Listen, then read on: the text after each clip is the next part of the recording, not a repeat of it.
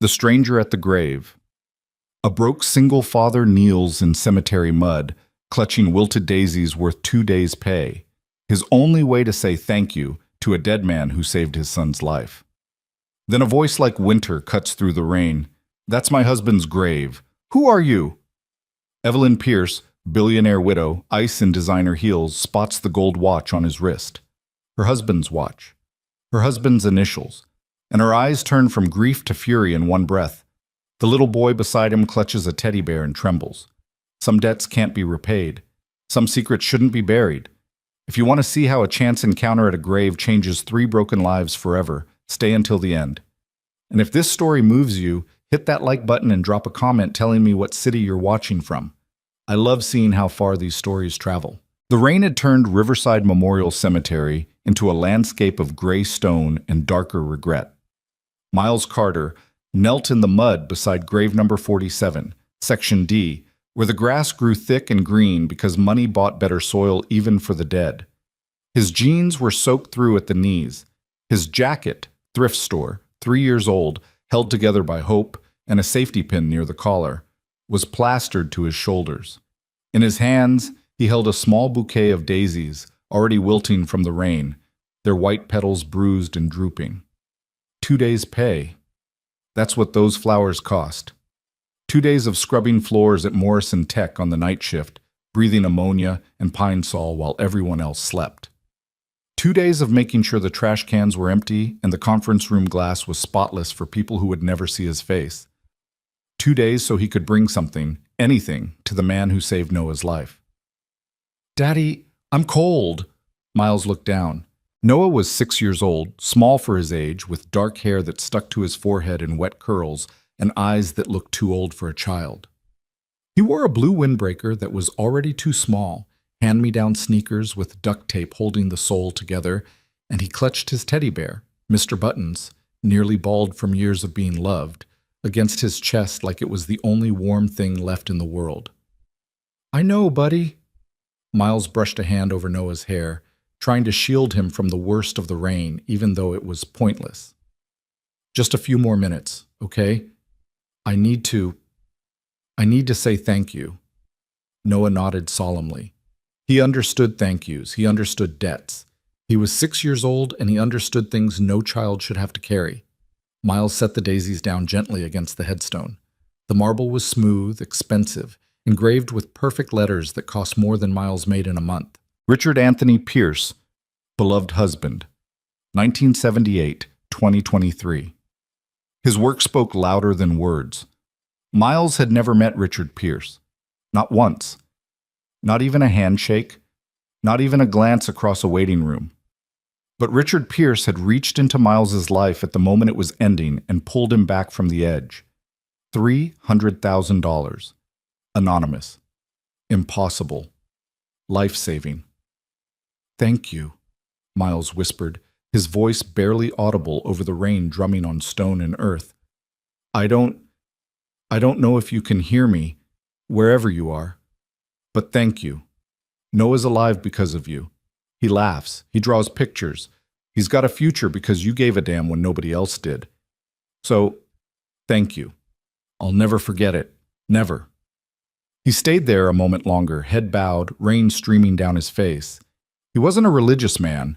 Life had beaten that out of him pretty efficiently. But he believed in debts, and this was one he could never repay. The best he could do was show up twice a year, bring flowers, and say the words out loud. He was about to stand when he heard it. Footsteps. Heels on wet pavement. Slow, deliberate, coming closer.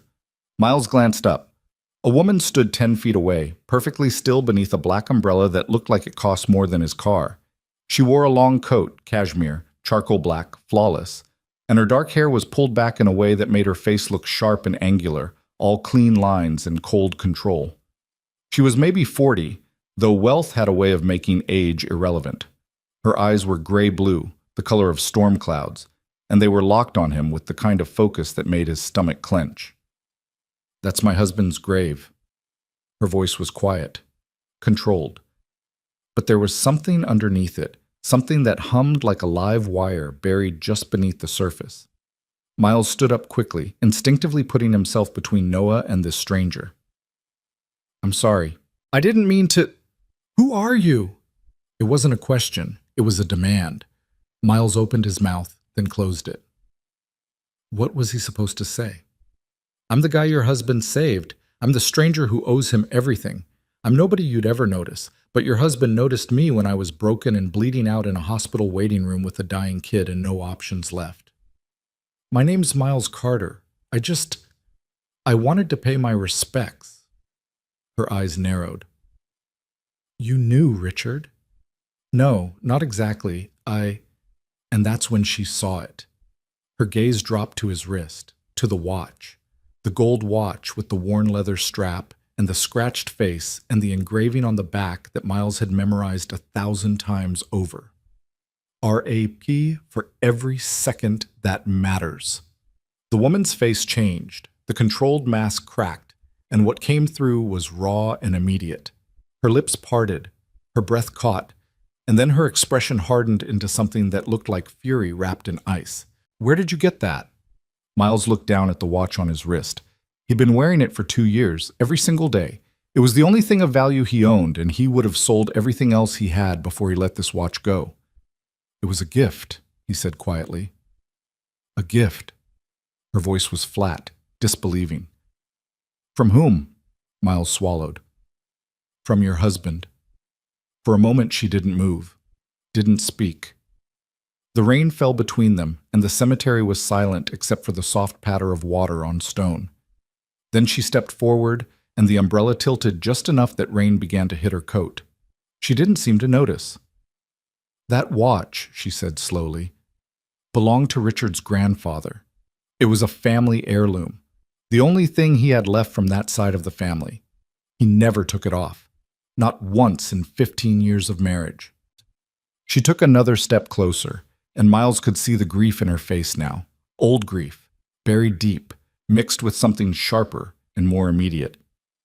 So, I'll ask you again, Mr. Carter, where did you get my husband's watch?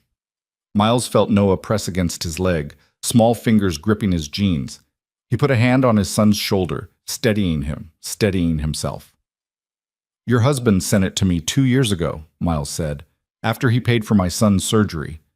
The woman blinked. Once. Twice. What? Noah needed a heart transplant. Emergency surgery. $300,000. I didn't have it. I didn't have anything. Your husband, he found out somehow. He paid for it.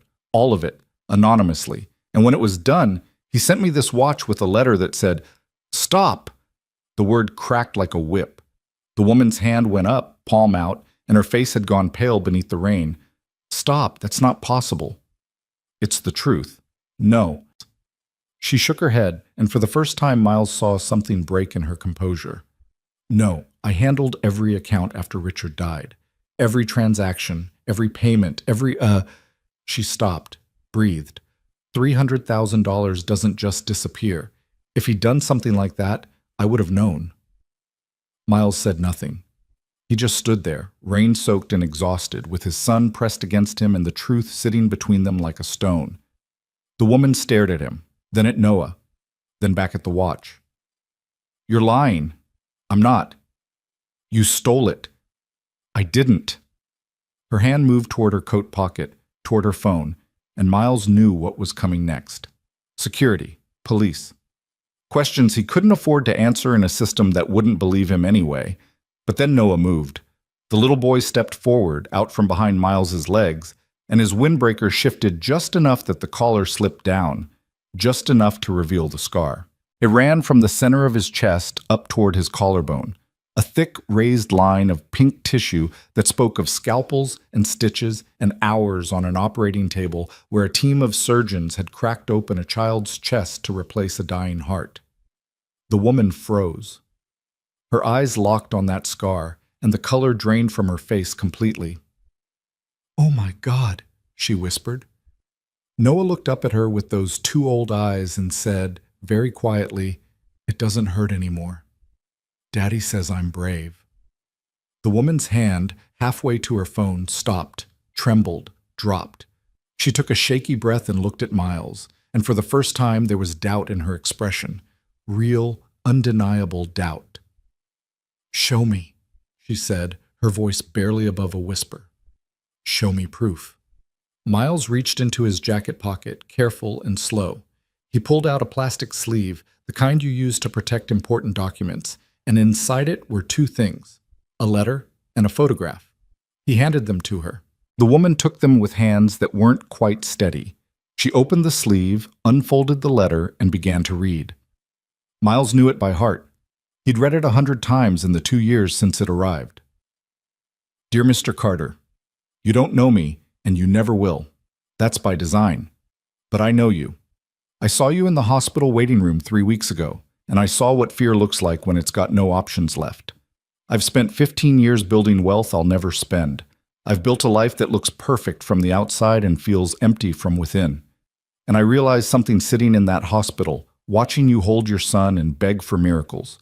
I have the ability to answer prayers, and I've been too afraid to use it. So this is me using it. The surgery is paid for, the follow-up care is covered. Your son will live, and you will not go into debt to make it happen. There are no strings, no repayment, no need to find me or thank me. This is not charity. This is someone with too much trying to balance the scales in a world that tips wrong too often. I'm sending you my grandfather's watch because I want you to have something that matters. Not because it's valuable, though it is, but because it's a reminder. Every second counts, especially the ones you spend with the people you love. Don't waste them. A friend." The woman's hands were shaking by the time she finished. She looked up at Miles, and there were tears on her face now, mixing with the rain. "This is Richard's handwriting," she said, and her voice broke on his name. "I know. He never told me. I know." She looked down at the photograph next, a picture of Noah in a hospital bed, small and pale and covered in wires, taken the day after surgery when Miles had finally believed his son might actually survive. "He saved your son," she whispered. "Yes. And he never told me." Miles didn't know what to say to that, so he said nothing. The woman folded the letter carefully, slid it back into the sleeve, and handed it back to Miles. Then she looked at the grave, at the marble stone with her husband's name carved into it, and something in her expression shifted. "We were married 15 years, she said quietly. 15 years, and I thought I knew him. I thought we told each other everything." She turned back to Miles, and the anger was gone now. In its place was something raw, something that looked like grief mixed with betrayal, mixed with a terrible kind of understanding. "But we didn't, did we? Tell each other everything." Miles shook his head slowly. "I don't think he meant to hurt you." "No." She laughed, but it was a bitter sound. "No, I don't think he did either. I think he just found it easier to save strangers than to fix what was broken at home." She looked at Noah, still standing there with Mr. Buttons clutched to his chest, and her expression softened. "What's your name, sweetheart?" "Noah," the boy said quietly. "That's a strong name." She crouched down, ruining the knees of her expensive coat in the mud, so she was at eye level with him. "I'm Evelyn, and I'm very glad you're okay." Noah studied her for a moment, then said, "Are you sad?" Evelyn's breath hitched. "Yes," she said. "Yes, I am. Do you want to hold Mr. Buttons? He helps when I'm sad." And just like that, the billionaire widow's composure shattered. She took the teddy bear with trembling hands and pressed it against her chest, and the sobs that came out of her were the kind that had been building for years, deep, wrenching, the sound of someone who had been holding everything together for so long that they'd forgotten what it felt like to break. Miles stood there awkwardly, rain streaming down his face, not sure if he should leave or stay or say something. But Noah stepped forward and patted Evelyn's shoulder with one small hand, the way Miles had done for him 1,000 times. "It's okay," Noah said softly. "Crying makes the sad smaller." Evelyn looked up at him through her tears and let out a sound that was half laugh, half sob. "You're a very wise little boy." "Daddy says so too." She wiped her face with the back of her hand, smearing mascara and rain, and handed Mr. Buttons back to Noah. "Thank you," she whispered. Then she stood up slowly and looked at Miles. Really looked at him, not with suspicion or anger, but with something else. something searching. You come here often? She asked. Twice a year. His birthday and the day Noah's surgery was finished. Evelyn nodded slowly. I come every Sunday. I've never seen you. I come early, before anyone else. Because you didn't want to run into me. Miles hesitated, then nodded. I didn't know what I'd say. How do you thank someone for a gift like that? How do you explain it? You don't, Evelyn said quietly. You just live with it. They stood there in the rain, two strangers bound together by a dead man's secret, and the silence stretched between them until Evelyn finally spoke again. I need to understand this, she said.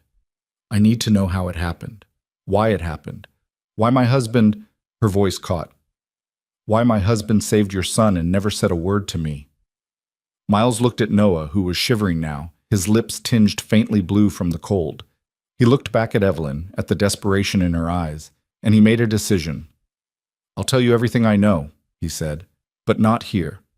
Your husband deserves better than us standing in the rain, picking apart his choices. Evelyn studied him for a long moment, then nodded. My car's at the front gate. I'll drive you. You don't have to. I know. She turned toward the path that led out of the cemetery. But I'm going to. Evelyn Pierce's car was exactly what Miles expected.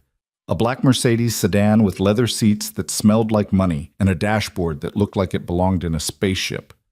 Noah climbed into the back seat with wide eyes, carefully buckling himself in while Miles sat up front, acutely aware of how much mud he was tracking onto the pristine floor mats. Evelyn didn't seem to notice, or care. She started the engine, turned the heat up to full blast, and pulled out of the cemetery without a word.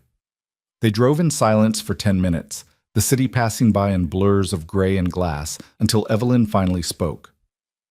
Where do you live? Miles gave her the address.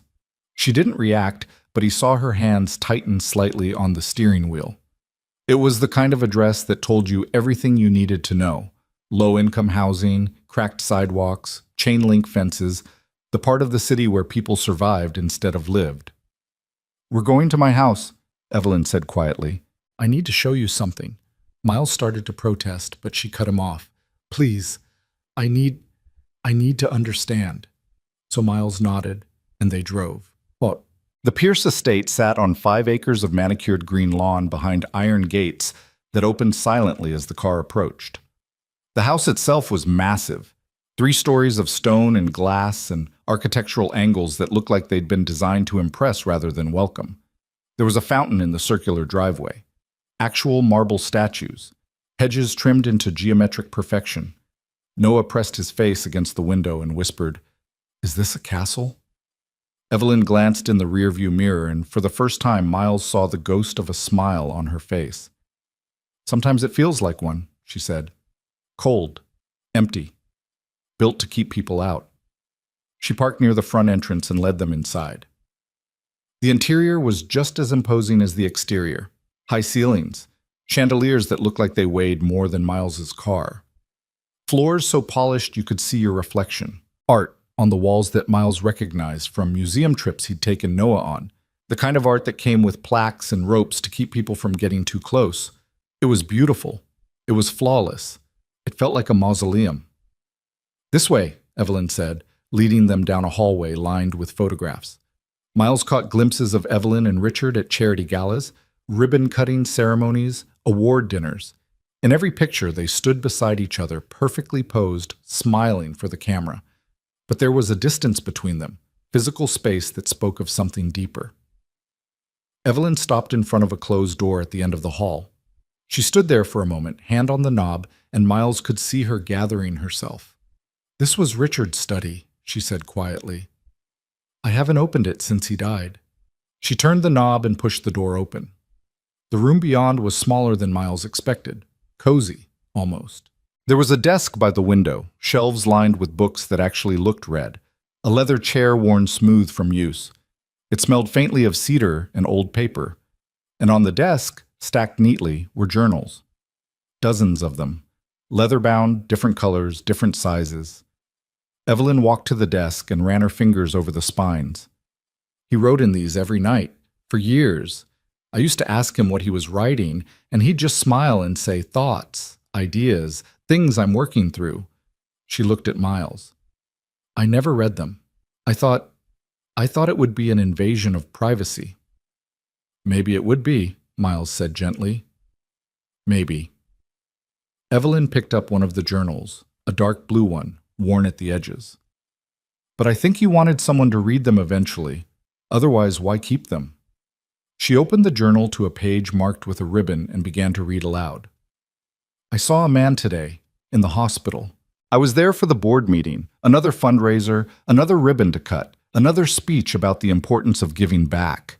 And in the waiting room, I saw him, 30, maybe younger, exhausted, terrified, holding a little boy who looked too small and too sick and too fragile to be in this world. Evelyn's voice wavered, but she kept reading. I asked the nurse what was wrong. She said the boy needed a heart transplant, emergency surgery. The father didn't have insurance, didn't have savings, didn't have options. I asked what would happen if he couldn't pay. She said they'd stabilize the boy and send him home to wait. And we both knew what that meant. Evelyn stopped, breathed, continued. I've spent 15 years building wealth I'll never spend. I've given to charities, I've funded scholarships, I've cut ribbons and smiled for cameras and told myself I'm making a difference. But this was different. This was immediate. This was one father and one child and one choice I could make right now, in this moment, that would change everything. So I made it. I paid for the surgery. All of it. Anonymously. I didn't want recognition. I didn't want gratitude. I just wanted to know that one time, one single time, I did something that mattered more than a tax write-off or a photo opportunity. Evelyn closed the journal and looked at Miles. He wrote about you for pages, about Noah, about the surgery, about how it made him feel purposeful in a way nothing else had in years. Miles felt his throat tighten. Why didn't he tell you? Evelyn set the journal down carefully.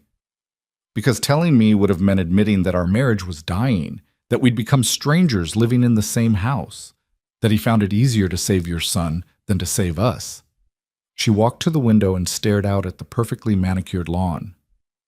We spent 3 years trying to have children. 3 years of doctors and treatments and hope that kept getting crushed. And then we just stopped. Stopped trying. Stopped talking about it. Stopped being anything except efficient. She turned back to Miles and her eyes were red-rimmed but dry. He was a good man, but we weren't good together, not anymore. Maybe we never were. Miles didn't know what to say to that, so he said the only thing that felt true. He saved Noah's life. Whatever else happened between you two, whatever was broken or missing, he saved my son. And that matters. Evelyn nodded slowly. It does. She looked at the journals again. There's more. About a foundation he wanted to start, for children like Noah. Emergency medical cases where families couldn't afford treatment. She picked up another journal, this one green. He'd already drafted the bylaws, identified funding sources, written mission statements. She handed it to Miles. Miles opened it and saw page after page of Richard Pierce's careful handwriting, plans and budgets and lists of hospitals and legal frameworks and everything you'd need to turn an idea into something real. He was going to do this, Miles said quietly. Yes, but he died before he could start. Evelyn took the journal back. Heart attack, sudden. He was here, in this study, and he just stopped. Noah, who had been sitting quietly in the leather chair, spoke up. Is that why you're sad? Because he stopped? Evelyn looked at him, and her expression crumpled. Yes, sweetheart. That's why I'm sad. Noah climbed down from the chair and walked over to her. He took her hand, his small fingers wrapping around hers, and said, Daddy says when people stop, it's okay to be sad. But it's also okay to remember the good parts. Evelyn sank down onto her knees and pulled Noah into a hug. Not a polite hug, a real one. The kind that says, I'm breaking and you're holding me together. Miles watched them, this billionaire widow and his 6-year-old son, and felt something shift in his chest. When Evelyn finally pulled back, she wiped her eyes and looked up at Miles. I need to ask you something. Okay. Why did you keep coming to his grave? You never met him. You don't owe him anything beyond gratitude. So why? Miles thought about it. About the daisies. About kneeling in the mud twice a year. About the watch he wore every day like a promise. Because he saw me, Miles said finally. When I was invisible to everyone else, when I was just another broke dad in a waiting room, he saw me. He saw Noah. And he decided we mattered. That's not something you forget. That's not something you let go.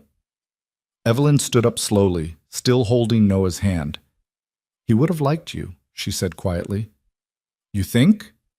I know. She looked at the journals, then back at Miles. He wrote that he hoped you'd do something good with the second chance he gave you. That you'd make it count. I'm trying. I can see that. Evelyn took a deep breath. I want to finish what Richard started. The foundation, the medical fund, all of it. But I don't know how. I know money, I know systems. But I don't know what it's like to sit in that waiting room and watch your child die because of a number on a form. She looked at Miles. You do. Miles felt the weight of what she was asking settle onto his shoulders. You want my help? I want your experience, your perspective, your understanding of what families like yours need when everything falls apart. She paused. If you're willing. Miles looked at Noah, who was watching him with those two old eyes. He looked at the journals stacked on the desk. He looked at Evelyn Pierce, billionaire widow, standing in her dead husband's study asking a janitor for help. And he thought about Richard Pierce sitting in a hospital waiting room, watching a stranger break, and deciding to do something about it. Yeah, Miles said. Yeah, I'm willing. Evelyn's breath came out in a rush, like she'd been holding it. Thank you. Don't thank me yet. I work nights. I've got a kid to take care of. I don't know the first thing about running a foundation. Then we'll figure it out together. Evelyn managed a small smile.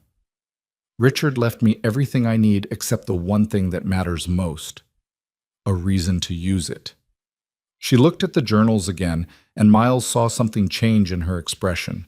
Determination, purpose, the kind of look that meant decisions were being made. I spent 2 years avoiding this room, Evelyn said quietly. Avoiding his things. Avoiding the truth about what our marriage became. But maybe that's not what he would have wanted. Maybe he would have wanted me to take what he started and finish it. I think he would have, Miles said. Evelyn nodded. Then that's what we'll do. She looked at Noah.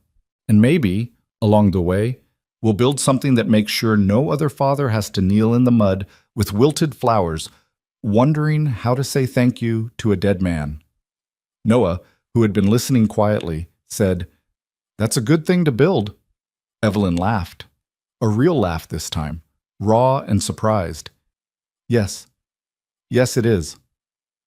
They stayed in Richard's study for another hour. Evelyn pulled out more journals, and together she and Miles went through them, piecing together Richard's vision for the foundation. The structure, the mission, the practical details of how to help families in crisis without drowning them in bureaucracy. Noah fell asleep in the leather chair, Mr. Buttons tucked under his chin, while Miles and Evelyn worked. By the time they were ready to leave, the rain had stopped and the sky was beginning to clear. Evelyn drove them home, and when they pulled up in front of Miles's apartment building, cracked concrete, peeling paint, chain-link fence, she didn't flinch. I'll call you tomorrow, she said. We'll set up a proper meeting, go through everything. Okay. Miles started to get out, but Evelyn stopped him. Miles? He turned back. Thank you for coming to the grave today, for bringing flowers, for caring about someone you never met. Miles looked at her, this woman who had started the day as a stranger and ended it as something else, a partner, maybe, or at least the beginning of one. He saved my son, Miles said simply. That's not something you walk away from. Evelyn nodded, and there were tears on her face again, but this time they looked different, lighter, somehow. Miles carried Noah inside, laid him down on the couch, and covered him with the blanket that had been washed so many times it was soft as silk. He sat down beside his son and looked at the watch on his wrist.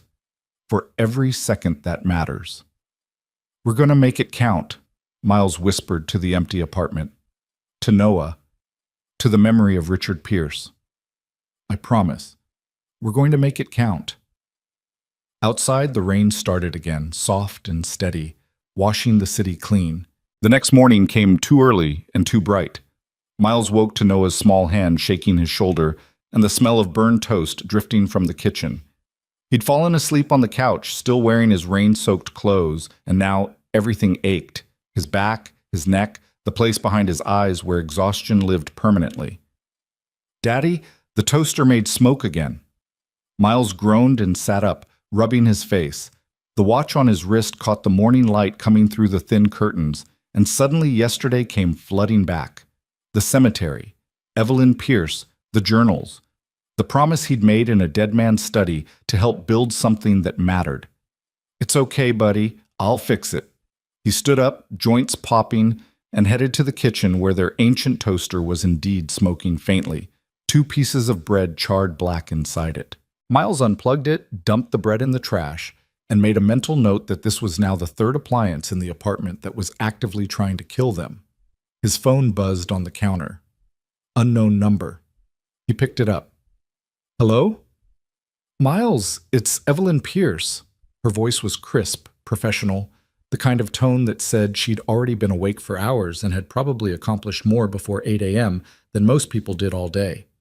"I hope I'm not calling too early." Miles glanced at the clock on the microwave. 7:15. "No, it's fine. We're up." "Good. I've been thinking about our conversation yesterday, and I'd like to move forward quickly. Can you meet me at my office this afternoon? Say, 2 o'clock? Miles thought about his schedule. He had to drop Noah at school, pick up a shift at Morrison Tech if they'd let him swap for daytime hours, figure out how to explain to his supervisor why he needed time off in the middle of the week. "I work nights," he said carefully. "I'd need to move some things around." "I understand, but Miles, if we're going to do this, if we're going to build this foundation the way Richard envisioned it, we need to move fast. Time matters in emergency medical cases. Every day we delay is another family sitting in a waiting room with no options." She was right. Miles knew she was right. That didn't make it easier to tell his supervisor he needed personal time when he was already one missed shift away from losing the job entirely. "I'll be there," he said. "Thank you. I'll text you the address." She paused. "And Miles, wear something comfortable. We're going to be working." The call ended before he could ask what that meant. Noah appeared in the doorway, still in his dinosaur pajamas, holding Mr. Buttons. "Was that the sad lady from yesterday?" "Yeah, buddy. She wants us to help her with something important." "Helping is good." "Yeah, it is." Miles knelt down and pulled Noah into a hug, breathing in the smell of his son's shampoo. Cheap, strawberry-scented, perfect. "You're pretty smart, you know that?" Noah giggled. "Daddy, you say that every day." "Because it's true every day." They went through their morning routine, breakfast, getting dressed, the walk to Riverside Elementary, where Noah's teacher, Mrs. Chen, always greeted them with a warm smile and never mentioned how many permission slips Miles forgot to sign or how Noah's shoes were getting too small. Miles watched his son disappear into the classroom, backpack almost as big as he was, and felt the familiar tug of gratitude and terror that came with single parenthood. Every day Noah walked through those doors was a day Richard Pierce had given them. Every laugh, every drawing, every moment of just being 6 years old and alive. That was the gift. And now Miles had a chance to pass it forward. He pulled out his phone and called Morrison Tech. "Morrison Technology Services. This is Darren." "Hey, it's Miles Carter. I need to ask about shifting my schedule today. Is there any way I can—" "Carter, we've talked about this. Your night shift. That's the assignment. You can't just call in the morning and expect us to reshuffle the entire rotation." Miles closed his eyes and counted to 3. Darren was the kind of supervisor who treated his tiny bit of power like it was a throne and everyone else was there to bow. "I understand that, but this is important. I wouldn't ask if—" "Let me guess. Family emergency?" The way Darren said it made it clear he didn't believe a word. And why would he? Miles had used that excuse before, when Noah was sick, when the school called, when the babysitter canceled and there was nobody else. "Something like that," Miles said quietly. "Right. Well, here's the thing, Carter. You're already on thin ice. 3 late arrivals this month, 2 early departures. And now you want to skip an entire shift?" "I'm not skipping. I'm asking to swap." "Same difference." Darren's voice took on that particular tone of smug satisfaction that made Miles's jaw clench. "You missed tonight's shift, we'll count it as a no-show. 3 no-shows and you're terminated. Company policy." Miles thought about the bills stacked on his kitchen counter, the rent that was due in 5 days. The fact that this job, as terrible as it was, kept Noah fed and kept a roof over their heads. He thought about Evelyn Pierce asking for his help, about Richard's journals full of plans to help families like his. He thought about what mattered. "I'll be there tonight," Miles said. "Smart choice, Carter. See you at 11. The line went dead. Miles stood there on the sidewalk outside Noah's school, phone in hand, and let himself feel angry for exactly 10 seconds. Then he shoved it down, pocketed his phone, and started walking. He had 6 hours until he needed to meet Evelyn. 6 hours to figure out how to be in 2 places at once and not lose everything in the process. The address Evelyn had texted him led to a building downtown that looked like it had been designed by someone who thought glass and steel were the only materials that mattered. Pierce Industries occupied the top 3 floors, and when Miles walked into the lobby, he felt every eye turn toward him. He was wearing his best clothes, jeans without holes, a button-down shirt he'd ironed that morning, sneakers he'd scrubbed clean, but he still looked exactly like what he was, someone who didn't belong. The receptionist was polite but cool. "Name?" "Miles Carter. I'm here to see Evelyn Pierce." She typed something into her computer and her eyebrows went up slightly. Whatever she saw on that screen made her recalibrate her entire approach. "Of course, Mr. Carter. Mrs. Pierce is expecting you. Top floor, east wing. Someone will escort you up." 5 minutes later, Miles was stepping out of an elevator into a space that looked more like an art gallery than an office. Floor-to-ceiling windows overlooked the city. Abstract paintings hung on white walls. The carpet was so thick his footsteps made no sound. Evelyn met him halfway down the hall. She was wearing a navy suit that probably cost more than Miles made in 3 months, her hair pulled back in that same severe style, but her eyes were different today. Warmer somehow, more present. "Miles, thank you for coming." She shook his hand, firm grip, professional, and gestured toward a conference room. "We have a lot to cover." The conference room had a table that could seat 20 people, but today it was just the 2 of them, and a third person Miles hadn't expected to see. A woman in her 50s with gray hair pulled into a bun and glasses perched on her nose, surrounded by stacks of folders and a laptop that looked like it was running 6 programs simultaneously. "This is Margaret Chen," Evelyn said. "She was Richard's chief financial officer and the only person I trust completely to tell me the truth, even when I don't want to hear it." Margaret stood and shook Miles's hand. "I've heard a lot about you, Mr. Carter."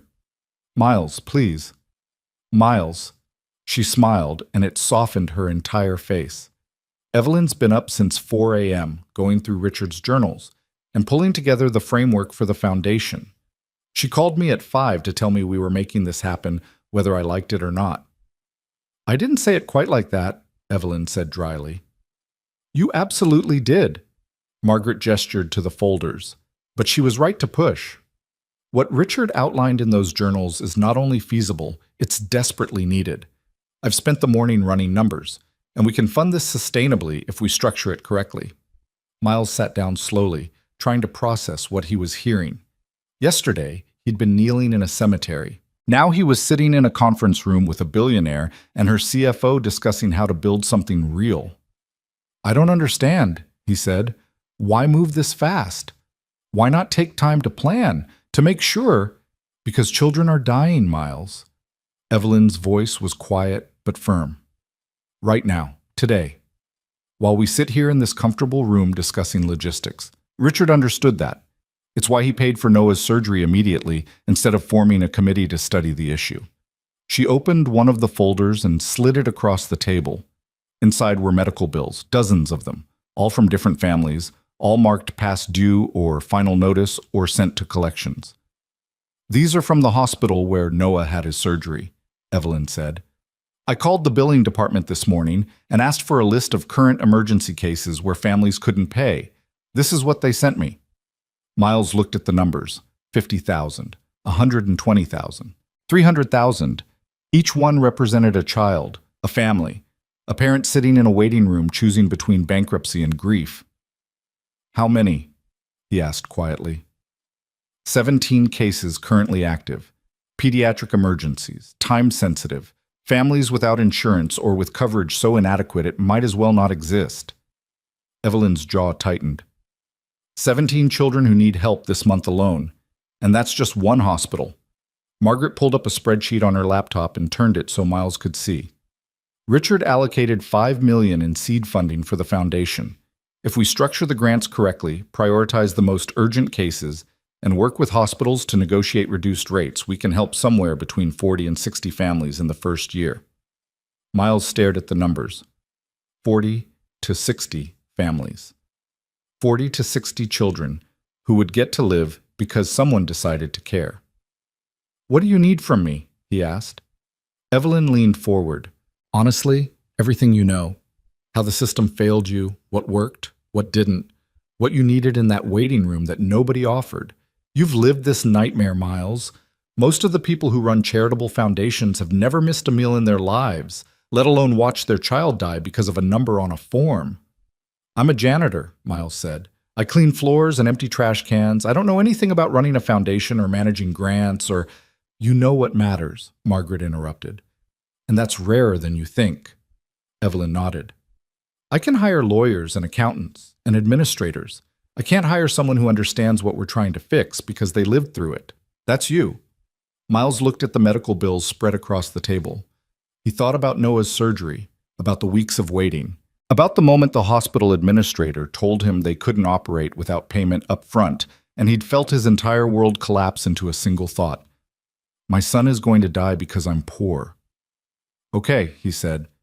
"Tell me what you need." They spent the next 3 hours going through Richard's plans page by page. The foundation would be called Second Chances Medical Fund. Straightforward, honest, impossible to misunderstand. They would work directly with hospitals to identify critical cases. They would cover costs the families couldn't pay, working with billing departments to reduce charges where possible. They would prioritize children and time-sensitive cases. And they would move fast. "No committees," Evelyn said firmly. "No endless application processes." Richard was adamant about that. "If a family needs help, we help them. We verify the medical necessity, confirm they can't pay, and we cover it. That's it." "What about fraud?" Miles asked. "What if people lie?" "We'll work with the hospitals to verify cases," Margaret said. "But honestly, Miles, in my experience, the bigger problem isn't fraud. It's families who are too proud or too scared to ask for help. The ones who suffer in silence because they think they don't deserve charity, or they're ashamed they can't provide for their own children." Miles knew that feeling. He'd lived it. The shame of sitting in that hospital knowing that his son's life came down to money he didn't have. The crushing weight of inadequacy that made it hard to breathe. "We need to make it clear this isn't charity," he said quietly. "People hear charity and they think pity. They think handouts.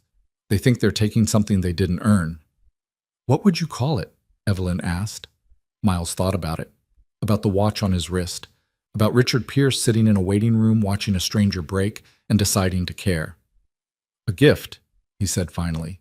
"Not because they deserve it or earned it, just because someone saw them and decided they mattered." Evelyn wrote that down. "A gift. I like that." They worked through lunch, sandwiches Margaret ordered from somewhere that delivered on actual plates, and by the time Miles checked his phone, it was past 4 o'clock.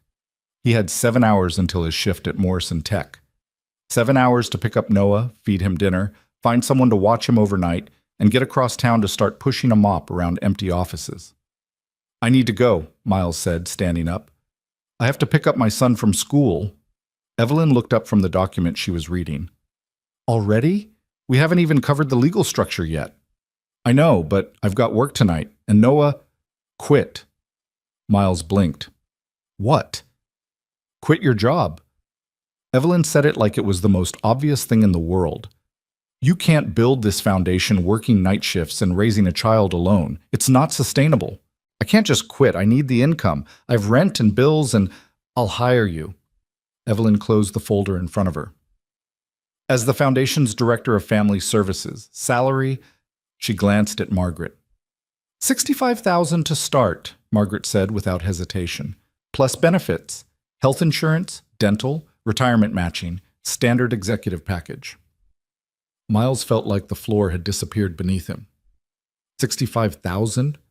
Is that not enough? Evelyn asked. We can negotiate. No, it's... Miles sat back down because his legs weren't working right. That's more than I make in 2 years.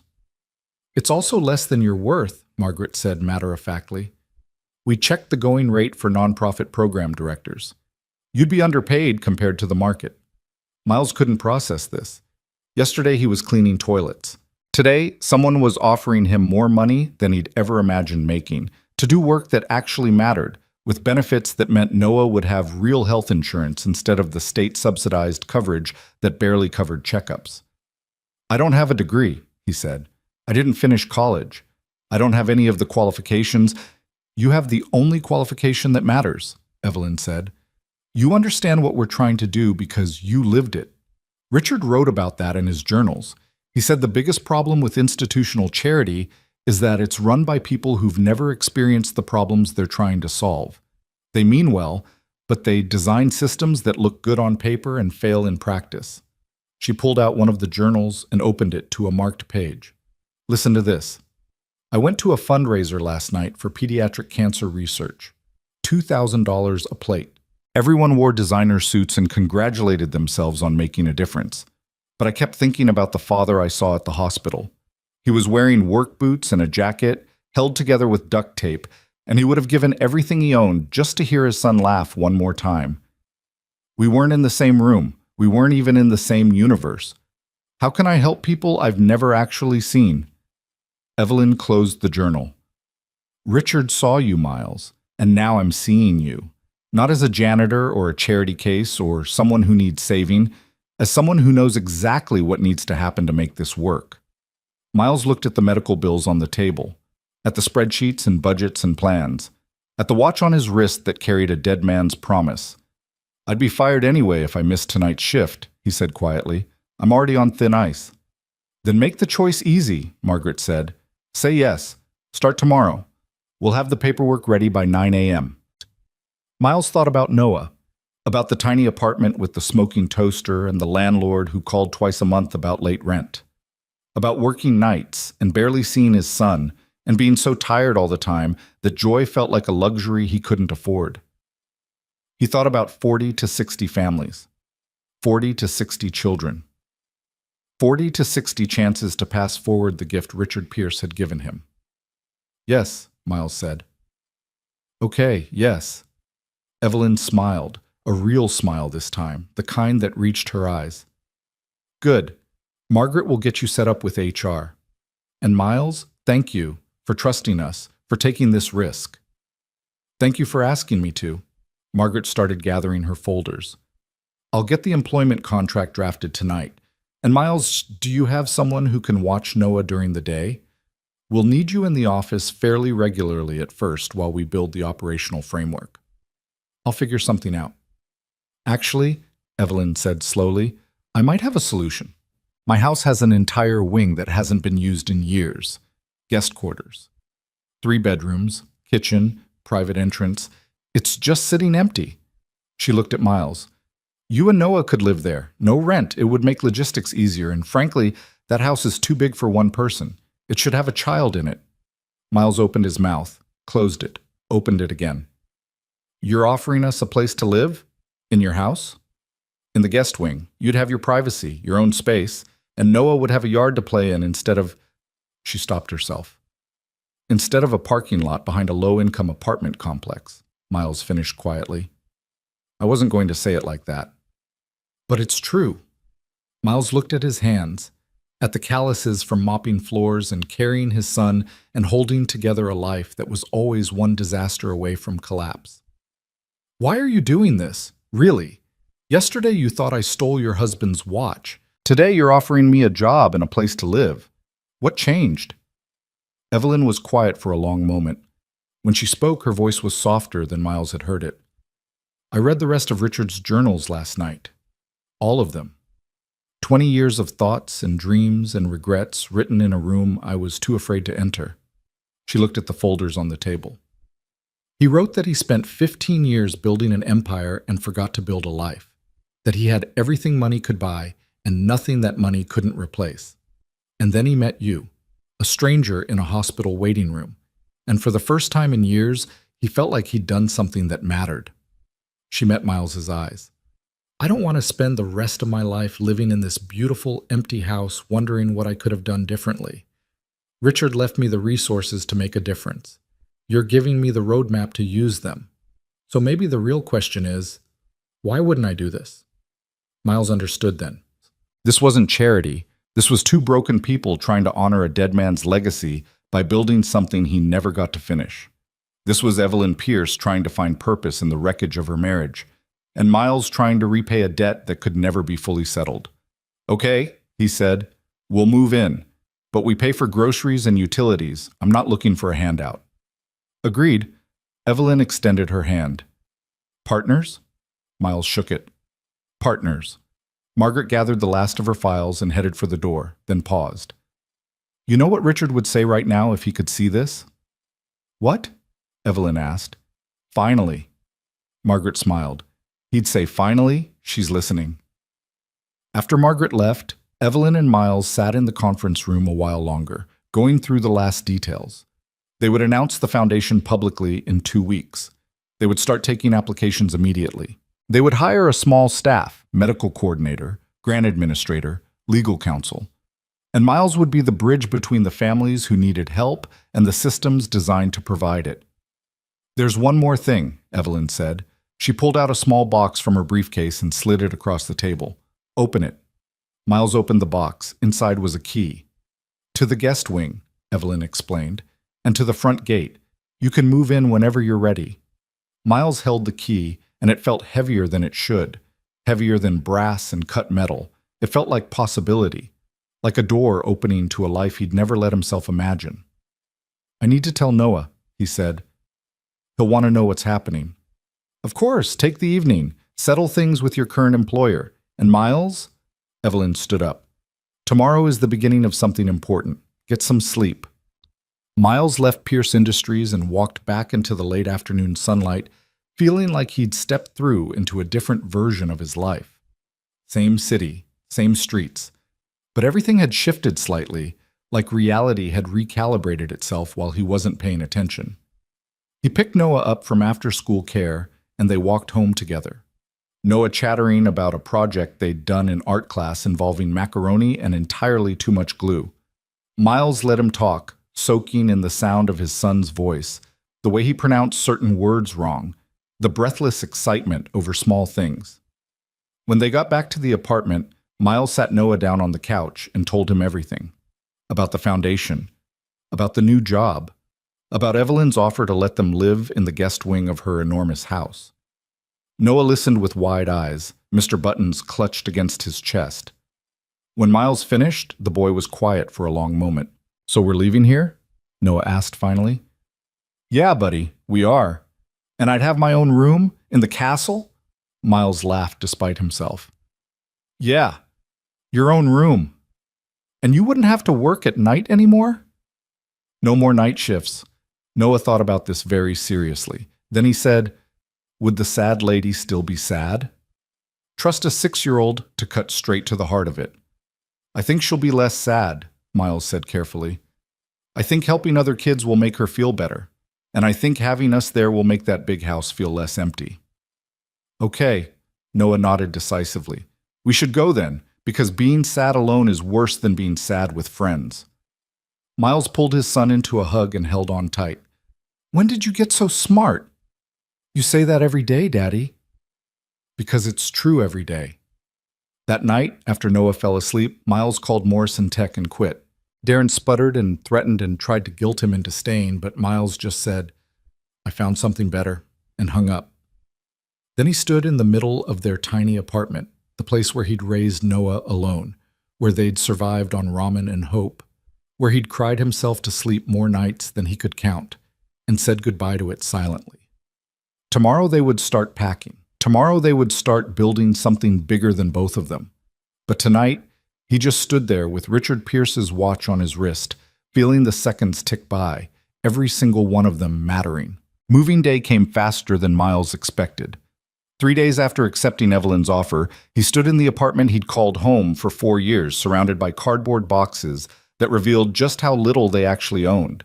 Everything he and Noah needed fit into 7 boxes, 2 suitcases, and 3 garbage bags full of clothes. It was pathetic and liberating in equal measure. Noah sat cross-legged on the floor, carefully packing his drawings into a box that used to hold cereal. He treated each picture like it was priceless, smoothing out the corners, making sure none of them folded. Miles watched him work and felt something crack open in his chest. Pride mixed with an ache that never fully went away. His son had learned to be careful with things because they'd never had enough to be careless. "You can leave some behind if you want," Miles said gently. "We'll have more space for new drawings." Noah looked up, scandalized. "But these are important, Daddy. They're my memories." "Okay, buddy. All of them come with us then." A knock at the door interrupted them. Miles opened it to find Evelyn standing in the hallway wearing jeans and a simple sweater, her hair pulled back in a ponytail. It was the most casual he'd seen her, and it made her look younger, less like a billionaire widow and more like a person. "I brought help," she said, stepping aside. Behind her stood Margaret and 2 young men in Pierce Industries polo shirts, both looking friendly and strong in the way that made Miles immediately think they'd been hired specifically for this kind of thing. "We're not taking charity," Miles started, but Evelyn held up a hand. "It's not charity, it's logistics. I need you functional and focused on the foundation, not exhausted from hauling furniture down 3 flights of stairs." She looked past him into the apartment. "Besides, it won't take long. You don't have much." She didn't say it meanly, just matter of fact, but Miles still felt the sting of it. She was right, though. They didn't have much. "Noah," Evelyn called, walking into the apartment like she'd been there 100 times. "Are you ready for your new room?" Noah scrambled to his feet, Mr. Buttons tucked under one arm. "Is it really big?" "It's really big, with windows that look out over the garden, and there's a reading nook built into the wall." She knelt down to his level. "I thought maybe you could keep your drawings there. Make it your special space." Noah's eyes went wide. "My own special space?" "All yours." Miles watched them together, this woman who'd lost everything that money couldn't buy, and his son who'd never had anything money could, and felt something shift in the air between them. Evelyn wasn't just helping out of guilt or obligation, she was building something too. Something that had nothing to do with foundations and everything to do with finding purpose in the wreckage. The move took less than 2 hours. The 2 young men, David and Sam, carried everything down to a truck that was far too large for the amount of stuff they had to move. Margaret supervised with the efficiency of someone who'd organized much more complicated logistics, and Evelyn helped Noah pack his books, asking him about each one like his opinion on The Very Hungry Caterpillar mattered as much as a board meeting. By noon, they were pulling through the iron gates of the Pierce estate. Noah had his face pressed against the truck window, watching the fountain and the marble statues and the perfectly trimmed hedges pass by like he was entering a different world, which, Miles supposed, he was. The guest wing was on the east side of the house, connected by a covered walkway, but far enough away to feel separate. Evelyn unlocked the door and led them inside, and Miles had to stop in the doorway just to process what he was seeing. The space was bigger than their entire apartment had been. There was a living room with actual furniture that matched, a kitchen with appliances that looked like they'd never been used, and down a hallway, 3 bedrooms. The walls were painted warm colors, cream and soft gold, and sunlight poured through windows that overlooked gardens where actual roses grew in organized beds. "This is too much," Miles said quietly. "It's been empty for 6 years," Evelyn replied. "Richard's parents used to visit, before they passed. After that, it just sat here. Use it, please. It should have life in it." Noah had already disappeared down the hallway, his footsteps echoing on hardwood floors.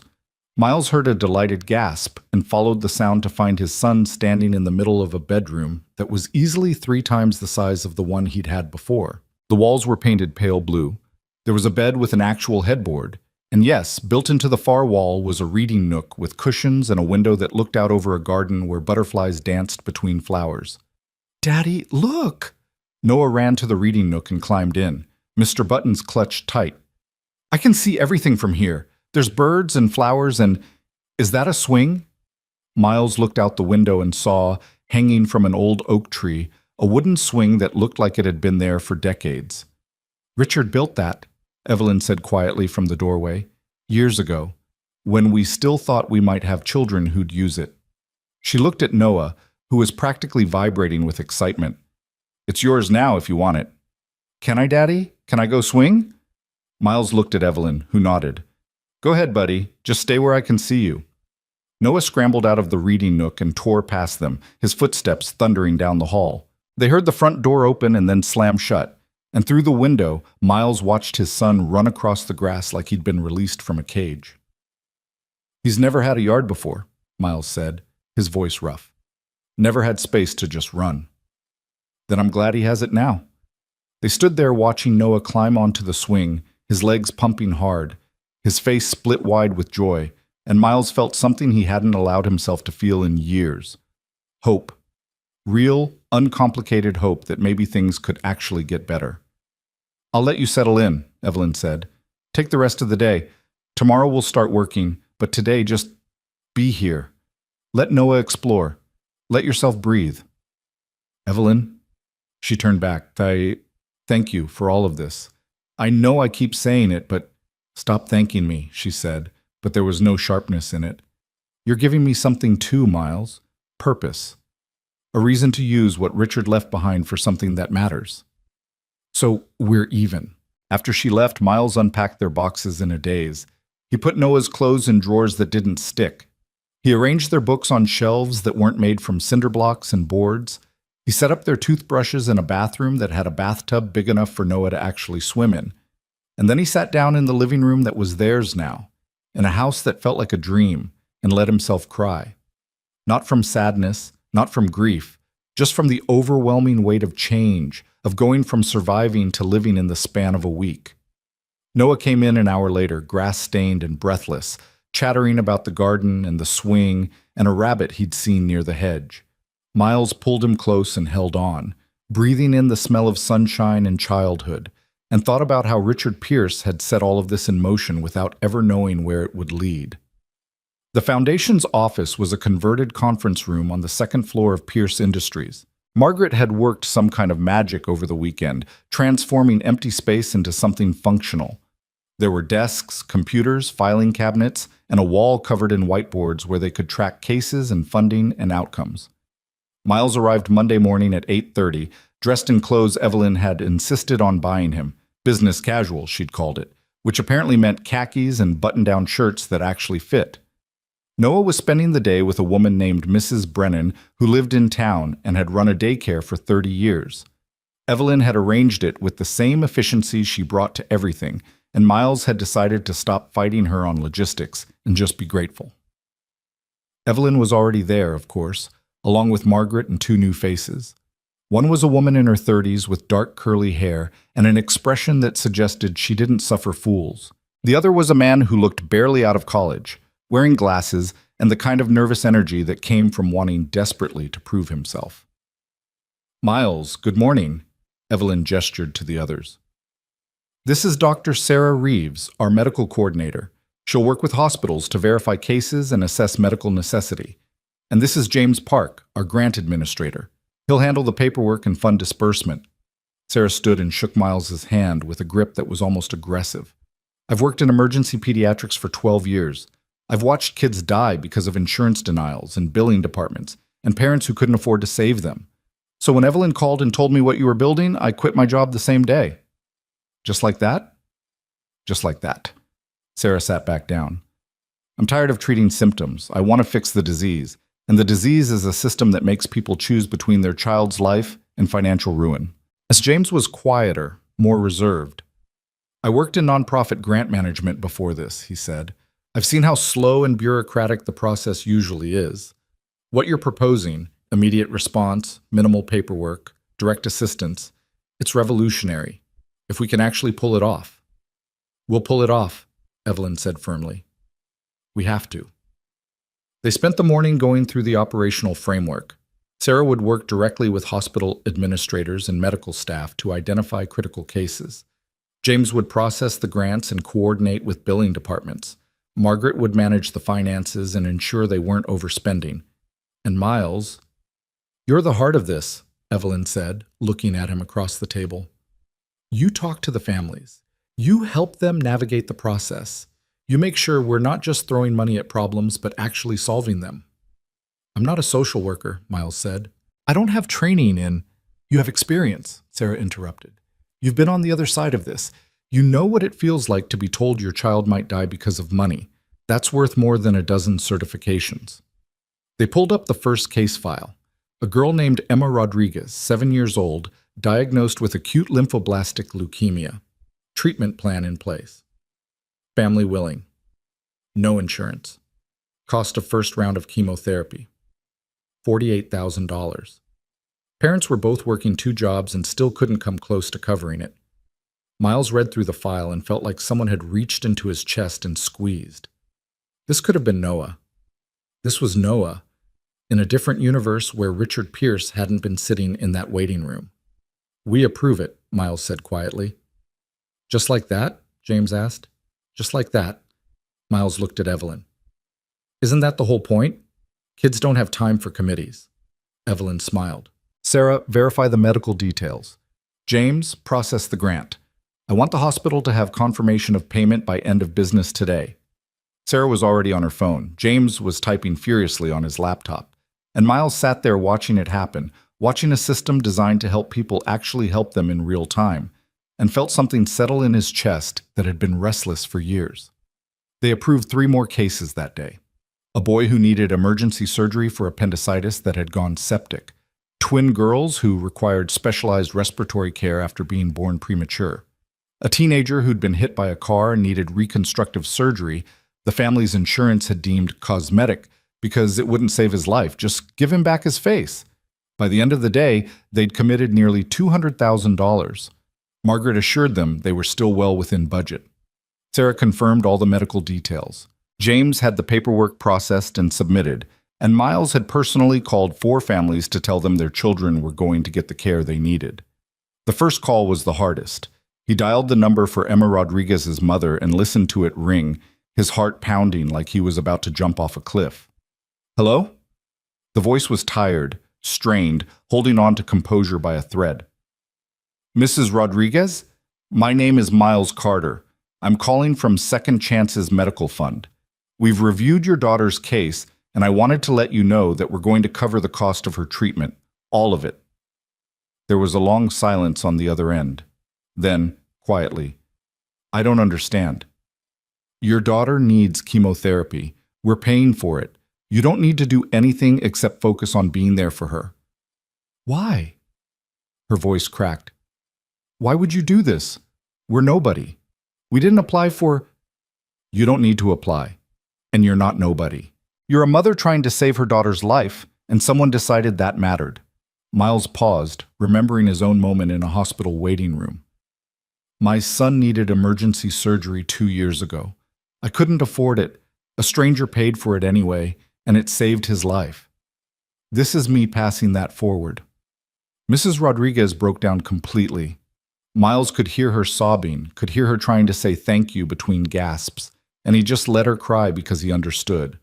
Sometimes thank you isn't big enough for what you're feeling. When she finally composed herself enough to speak, she said, I don't know how to repay this. You don't, Miles said gently. You just love your daughter and help her fight. That's enough. He made 3 more calls just like it. 3 more parents who'd been living in impossible situations, watching their children suffer because the math didn't work out. 3 more people who broke down when he told them help was coming. 3 more families who would get to sleep tonight without that particular nightmare eating them alive. By the time Miles left the office, it was past 7. He picked up Noah from Mrs. Brennan's house, where his son had apparently built an entire city out of wooden blocks and eaten 3 cookies, and drove them back to the guest wing that still didn't quite feel real. Noah chattered about his day over dinner, spaghetti that Miles actually cooked on a stove that heated evenly, and then headed off to take a bath in the enormous tub. Miles cleaned up the kitchen, put on a pot of coffee, and stepped outside into the garden. The sun was setting, painting the sky in shades of orange and purple. The swing hung motionless under the oak tree. Everything was quiet except for the sound of crickets and the distant hum of the city beyond the estate walls. Long day? Miles turned to find Evelyn walking toward him from the main house. She changed into jeans and a cardigan, her hair loose around her shoulders. She looked less like a CEO and more like someone who'd just finished a long day and wanted to talk to another human being. "Good day," Miles said. "Hard, but good." "I listened to the recording of your call with Mrs. Rodriguez." Evelyn joined him on the patio, leaning against the railing.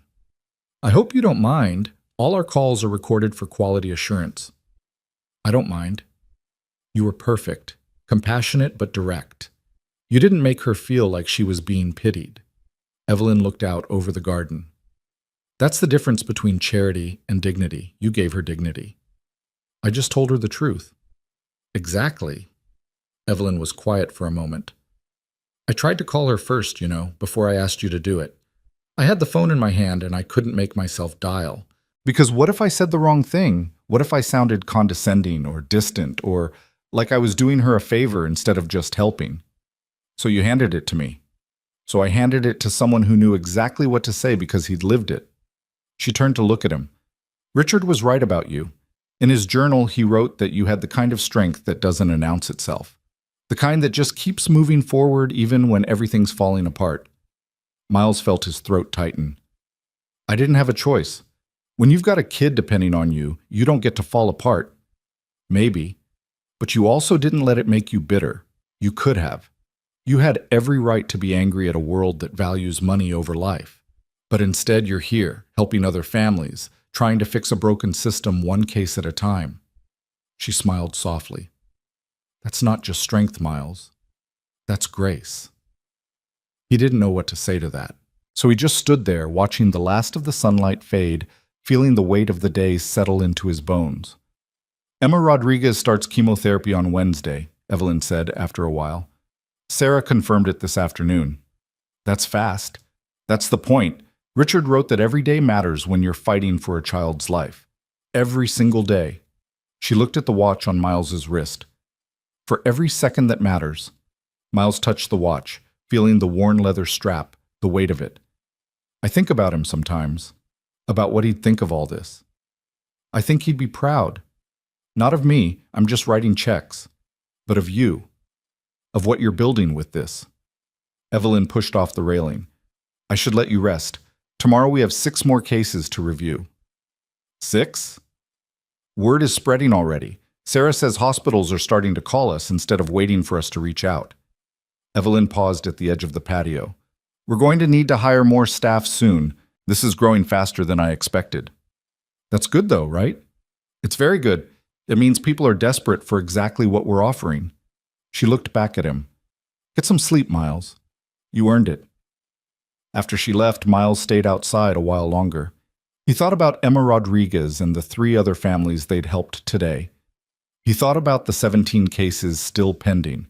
He thought about all the families they hadn't reached yet, the ones still sitting in waiting rooms making impossible choices.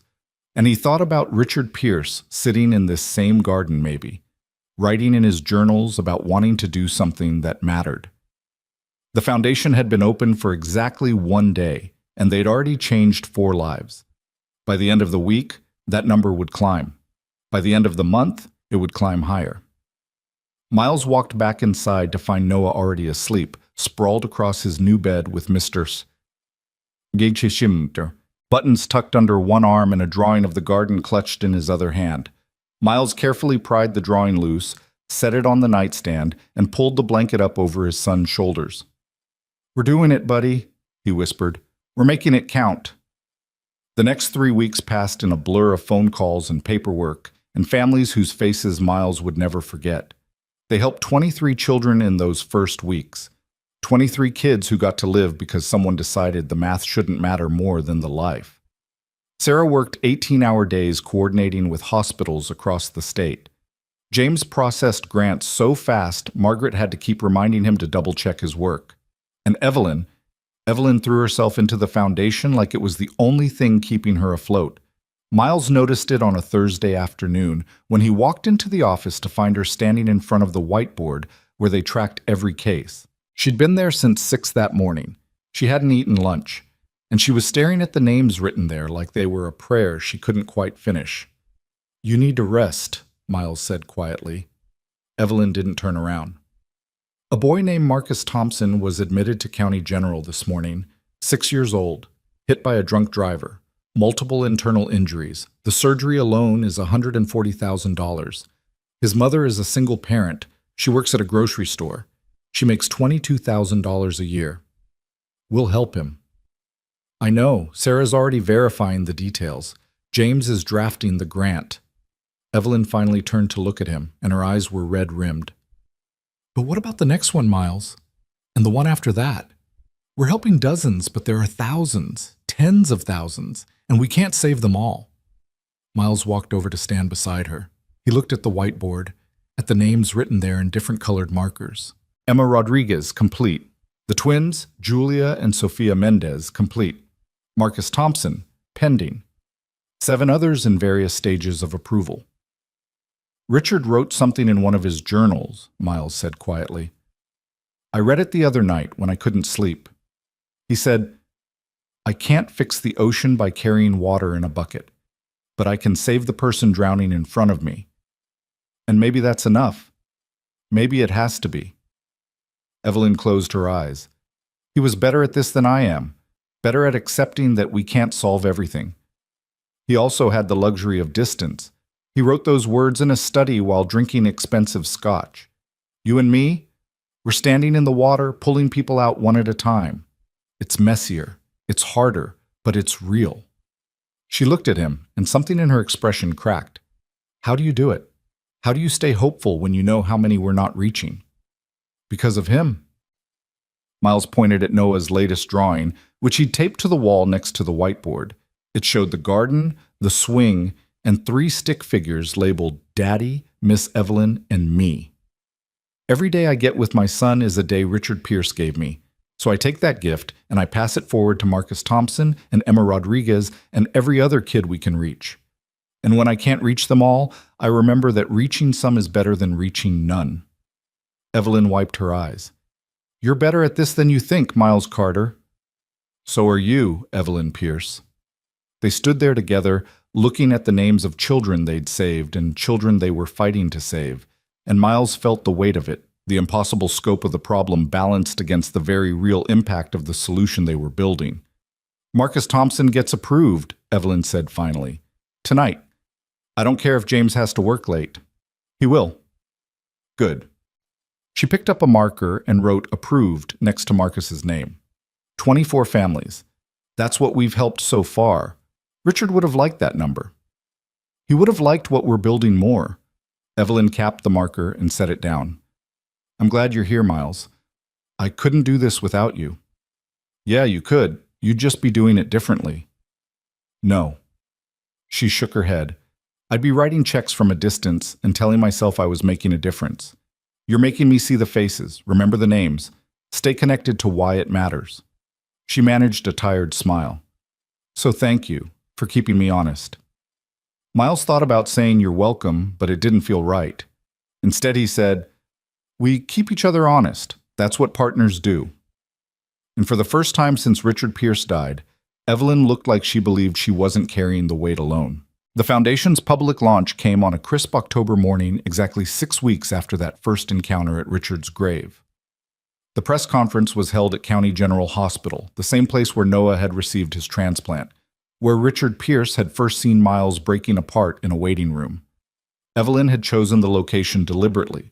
She wanted people to understand this wasn't about corporate image or tax benefits.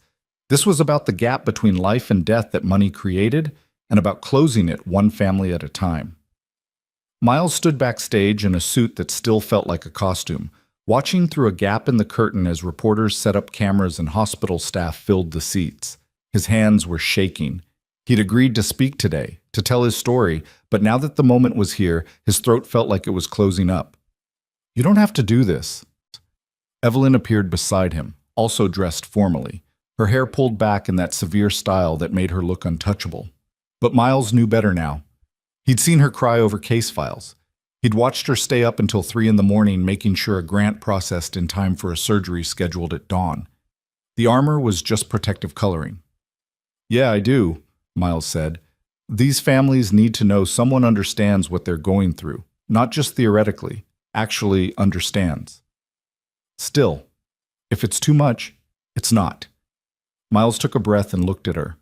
I've been invisible my whole life, Evelyn. The guy who cleans your office floors, the dad in the waiting room everyone walks past. Richard saw me when nobody else did. So if standing up there and being visible helps one more person get seen, then it's worth it. Evelyn studied him for a moment, then nodded. Okay. But if you need to stop, you stop. No judgment. Margaret appeared, clipboard in hand, looking every bit the efficient executive assistant despite the fact that she was now the foundation's acting COO. 5 minutes. The hospital administrator is doing opening remarks, then you, Evelyn, then Miles. Keep it under 10 minutes total. The families are scheduled to speak after, and that's what people really want to hear. Families? Miles asked. 3 of them agreed to share their stories: Emma Rodriguez's mother, Marcus Thompson's mother, and the Mendez parents. Margaret consulted her clipboard. They insisted, said people needed to know what you'd done for them. Miles felt his chest tighten.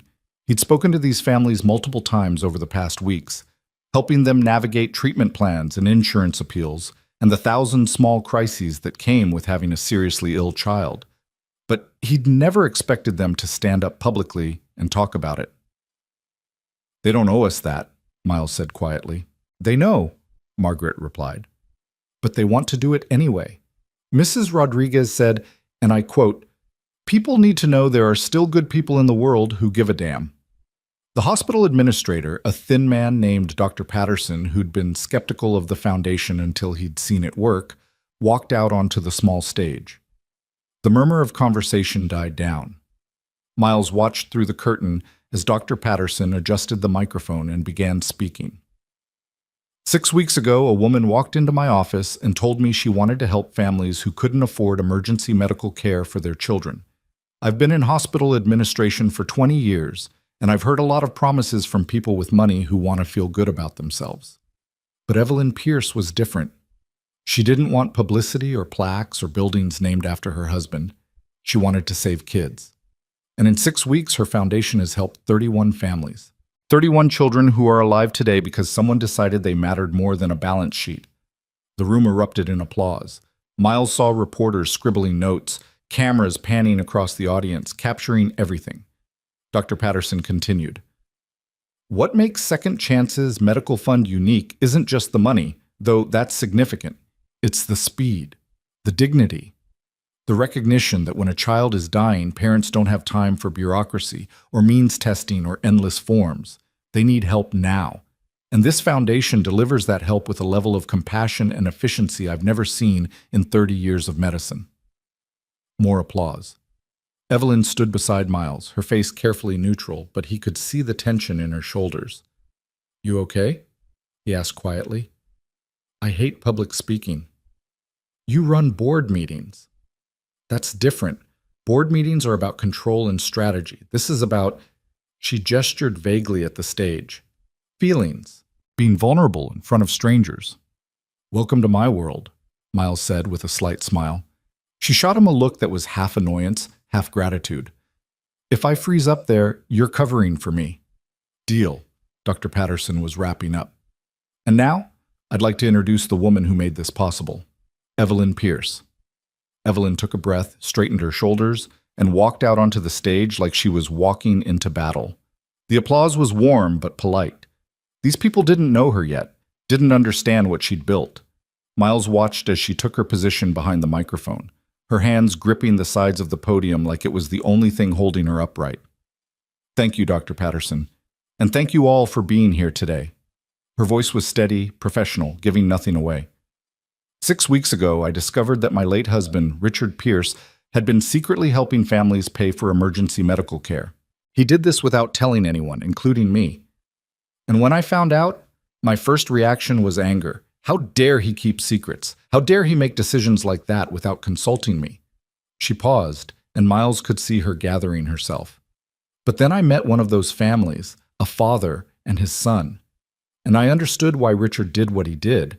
Because when you're faced with a child who might die because of money, every justification for why the system works the way it does becomes obscene. Every argument about fiscal responsibility or personal accountability or market forces becomes an insult to basic human decency. The room had gone very quiet. Even the reporters had stopped writing. My husband left me a great deal of wealth and no instructions on what to do with it, but he left me something more valuable, a roadmap for how to use that wealth in a way that matters.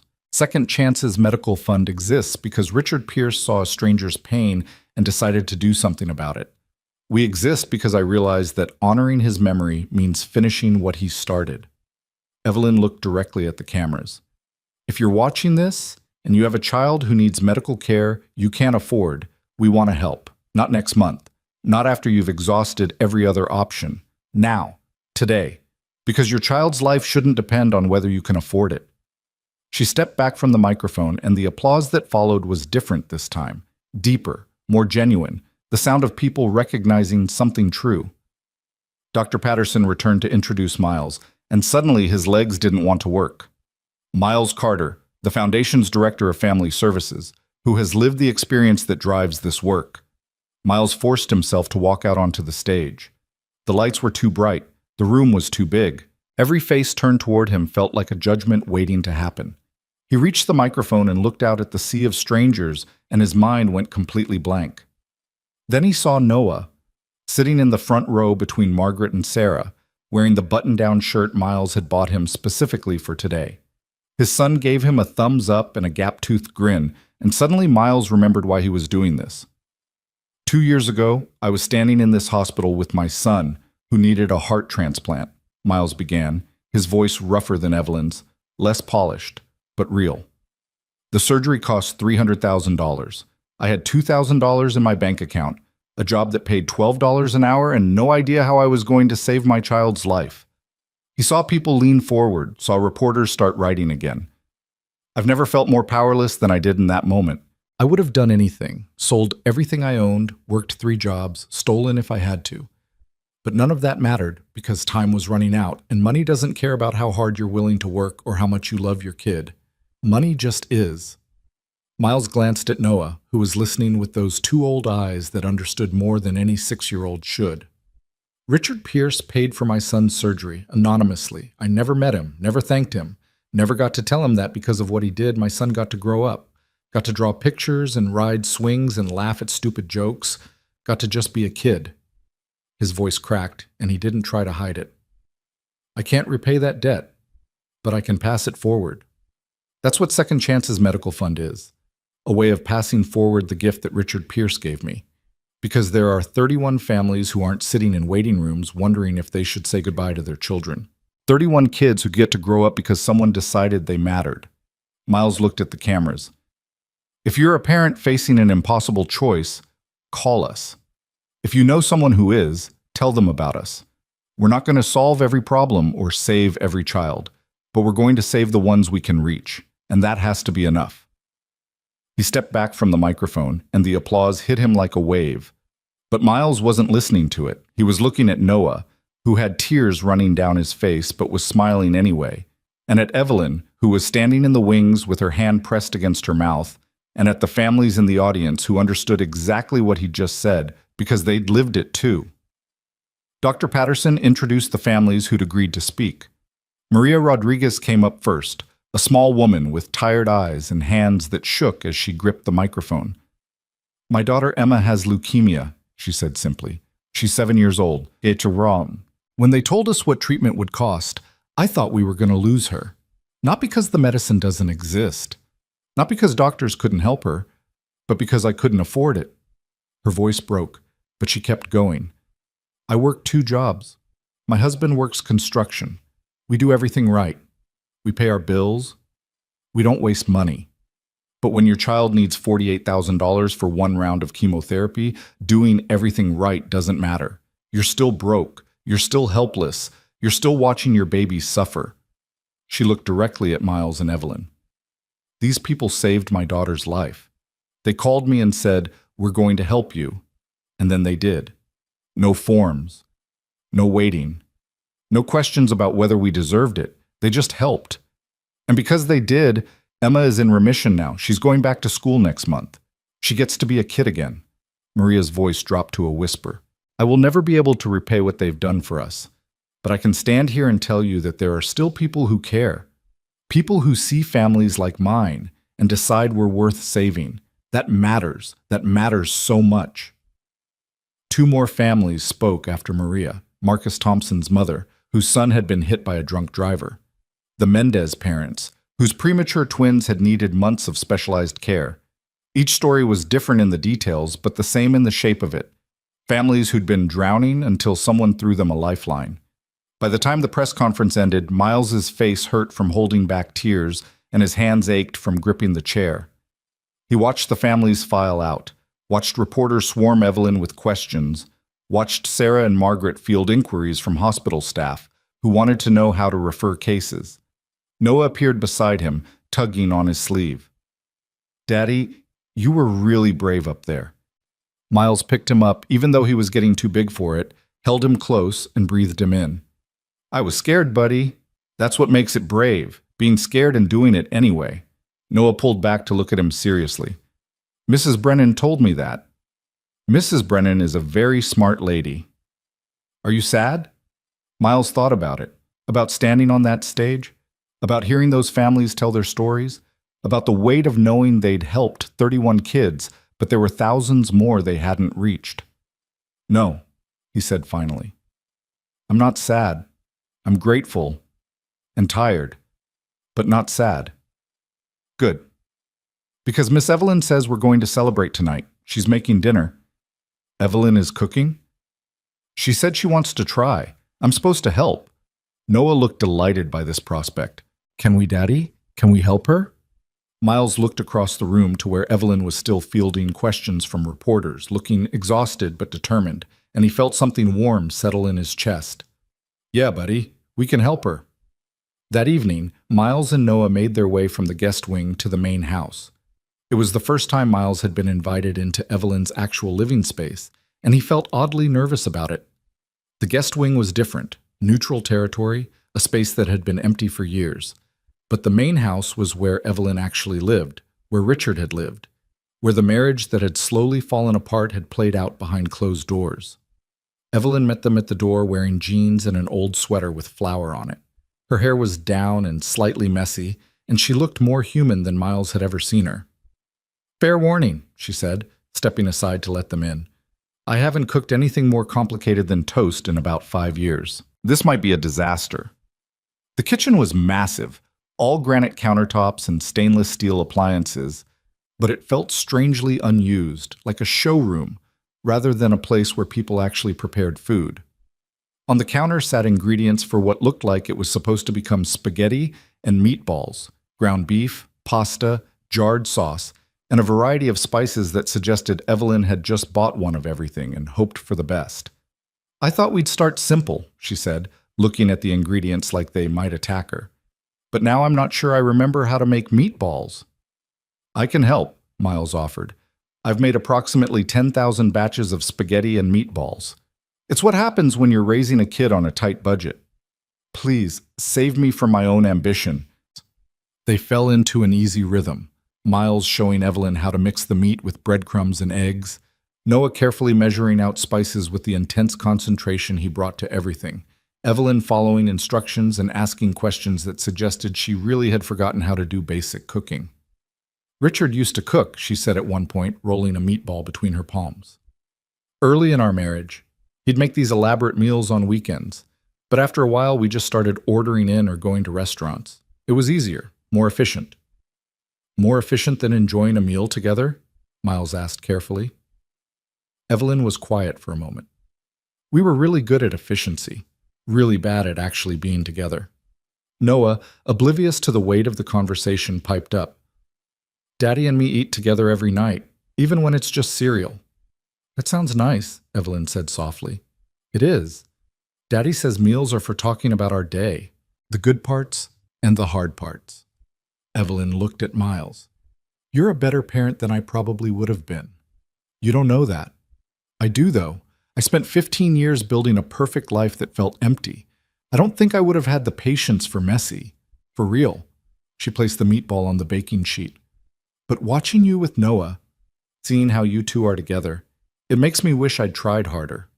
that Richard and I had tried harder. Miles didn't know what to say to that, so he just kept working, showing her how to brown the meatballs in a pan before finishing them in the oven, how to cook the pasta so it wasn't mush, how to make jarred sauce taste less like it came from a jar. They ate at the kitchen table instead of the formal dining room, and it felt significant somehow, choosing the space that was meant for everyday life instead of the one designed to impress.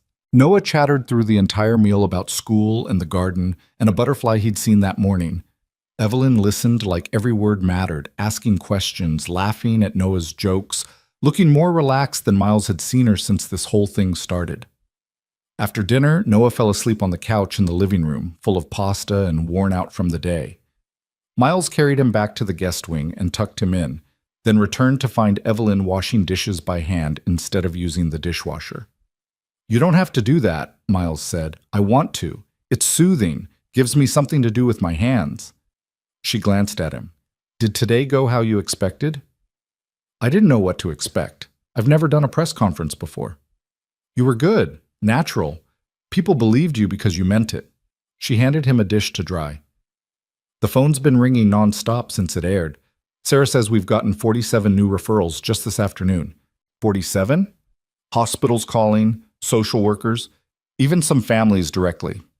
Evelyn set down the plate she was washing and turned to face him. "We're going to need to expand, hire more staff, maybe open satellite offices in other cities. This is bigger than I thought it would be." Miles dried the dish slowly, thinking, "That's good, right? More reach means more kids we can help." "It's very good. It's also terrifying. What if we can't keep up? What if we make mistakes?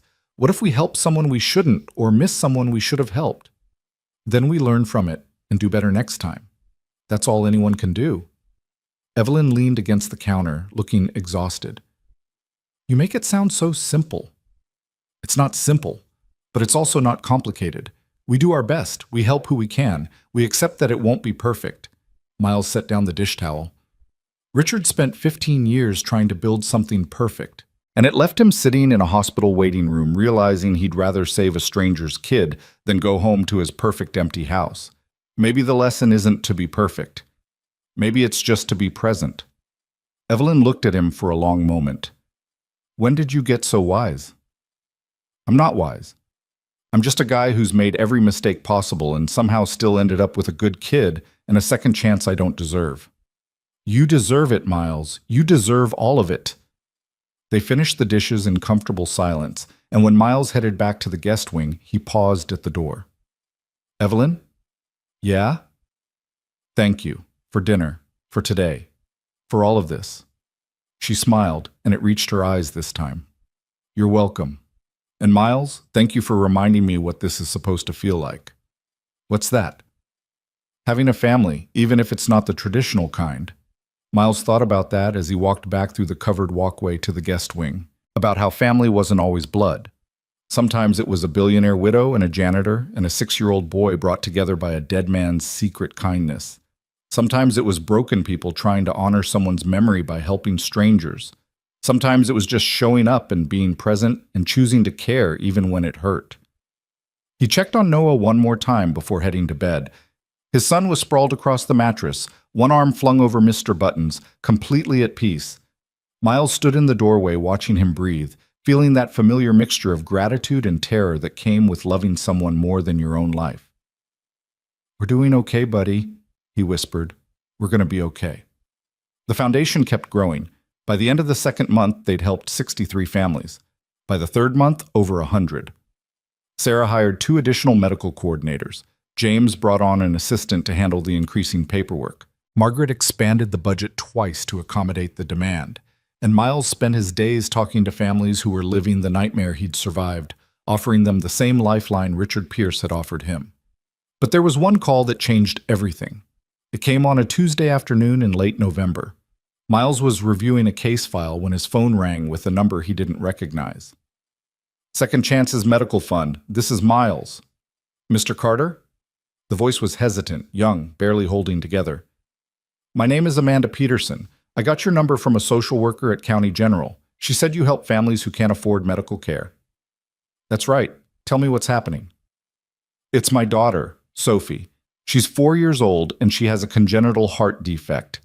She needs surgery to repair it, but our insurance denied it. They're calling it a pre-existing condition and saying it's elective because she's stable right now. But the cardiologist says if we don't fix it soon, she'll start experiencing heart failure within the next year. Miles felt his chest tighten. Noah's condition had been different, but the terror in this woman's voice was identical to what he'd felt sitting in that waiting room. How much is the surgery? $220,000. We've applied for charity care. We've tried to negotiate with the hospital. We've maxed out credit cards and borrowed from family, and we're still $190,000 short. I don't know what else to do. The social worker said you might be able to help, but I don't want charity. I want to pay it back. I'll work my whole life to pay it back if I have to. Mrs. Peterson, Amanda, please. Amanda, I need you to listen to me very carefully. You don't pay it back. That's not how this works. We help you because we can and because your daughter deserves to grow up healthy. That's it. No strings, no repayment plan, no debt. There was silence on the other end of the line. Then, quietly, why? Miles thought about how to answer that. About Richard Pierce and cemetery mud and watches engraved with promises. About Evelyn learning to cook spaghetti and Noah offering his teddy bear to a stranger. About 31 families that had become 63 that had become over 100. Because someone helped me when I needed it, he said finally, and this is how I say thank you. Amanda Peterson broke down completely, and Miles let her cry while he pulled up her case file and started making notes. By the time the call ended 20 minutes later, he'd gotten all the information Sarah would need to verify the medical details, and James would need to process the grant. The surgery was approved within 48 hours. Sophie Peterson had her heart repaired the following week. And Amanda Peterson called Miles afterward to tell him that her daughter was recovering beautifully, and that she'd spent the last hour just watching her sleep and feeling like the world made sense again. I want to do something, Amanda said, to help other families like you helped us. I don't have money, but I have time. I could volunteer, answer phones, something. Miles smiled. Let me talk to our director. We're always looking for people who understand what this feels like. After he hung up, he went to find Evelyn. She was in her office reviewing budgets with Margaret, but she looked up when Miles appeared in the doorway. We just approved the Peterson case, he said. 4-year-old girl, heart surgery, $220,000. That's good news. It is. But here's the better news. The mother wants to volunteer. She wants to help other families because we helped her. Evelyn set down her pen. That's the 3rd family this month who's offered. 4th, Margaret corrected. Marcus Thompson's father called yesterday asking if we needed help with anything. Miles leaned against the doorframe. What if that's the real success here? Not just the kids we save, but the families who turn around and want to pass it forward, building a community instead of just writing checks. Evelyn exchanged a look with Margaret, and something passed between them that Miles couldn't quite read. What? He asked. We've been talking about that, Evelyn said. About how to scale this beyond just our foundation. What if we created a network, trained other organizations to operate the same way we do, shared our model? You mean franchise second chances? Not franchise, more like open source. Give away everything we've learned so other people can replicate it in their communities. Evelyn stood up and walked to the window. Richard wanted to create a foundation, but what we're building feels bigger than that. It feels like a movement. Miles thought about Amanda Peterson wanting to volunteer, about Maria Rodriguez speaking at the press conference, about families who'd been saved wanting to turn around and save others. Then we make it one, he said quietly. We teach them how to do what we do. We share the failures and the successes. We build something that outlives all of us. Margaret pulled up a document on her laptop. I've been working on a preliminary framework. Open source model, training programs, shared resources. If we do this right, we could have affiliated Second Chances chapters in 20 cities within a year. That's ambitious, Miles said. So is everything else we've done, Evelyn replied. Ambitious seems to be working for us.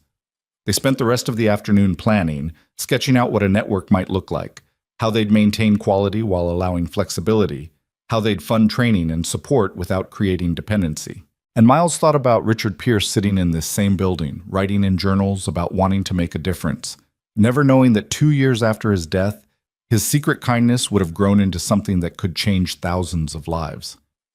That night, Miles sat in the garden with Noah, watching the sun set behind the trees.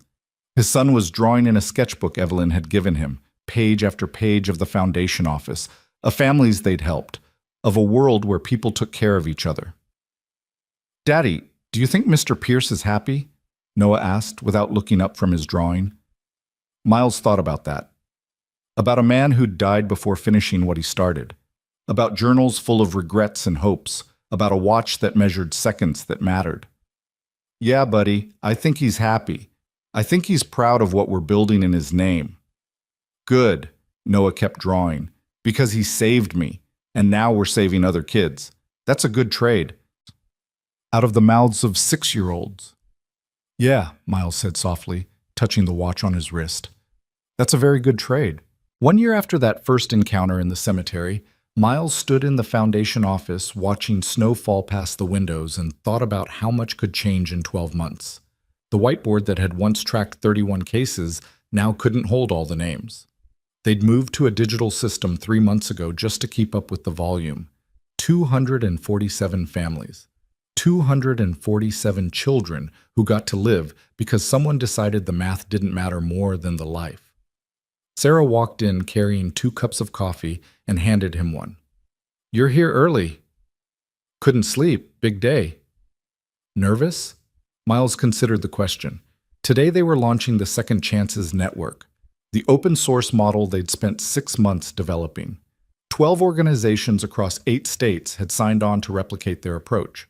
By this time next year, they estimated they could reach over 1,000 families, maybe more. "Not nervous," Miles said finally. "Just aware of how much could go wrong, or how much could go right." Sarah took a sip of her coffee. "I talked to the Seattle chapter yesterday.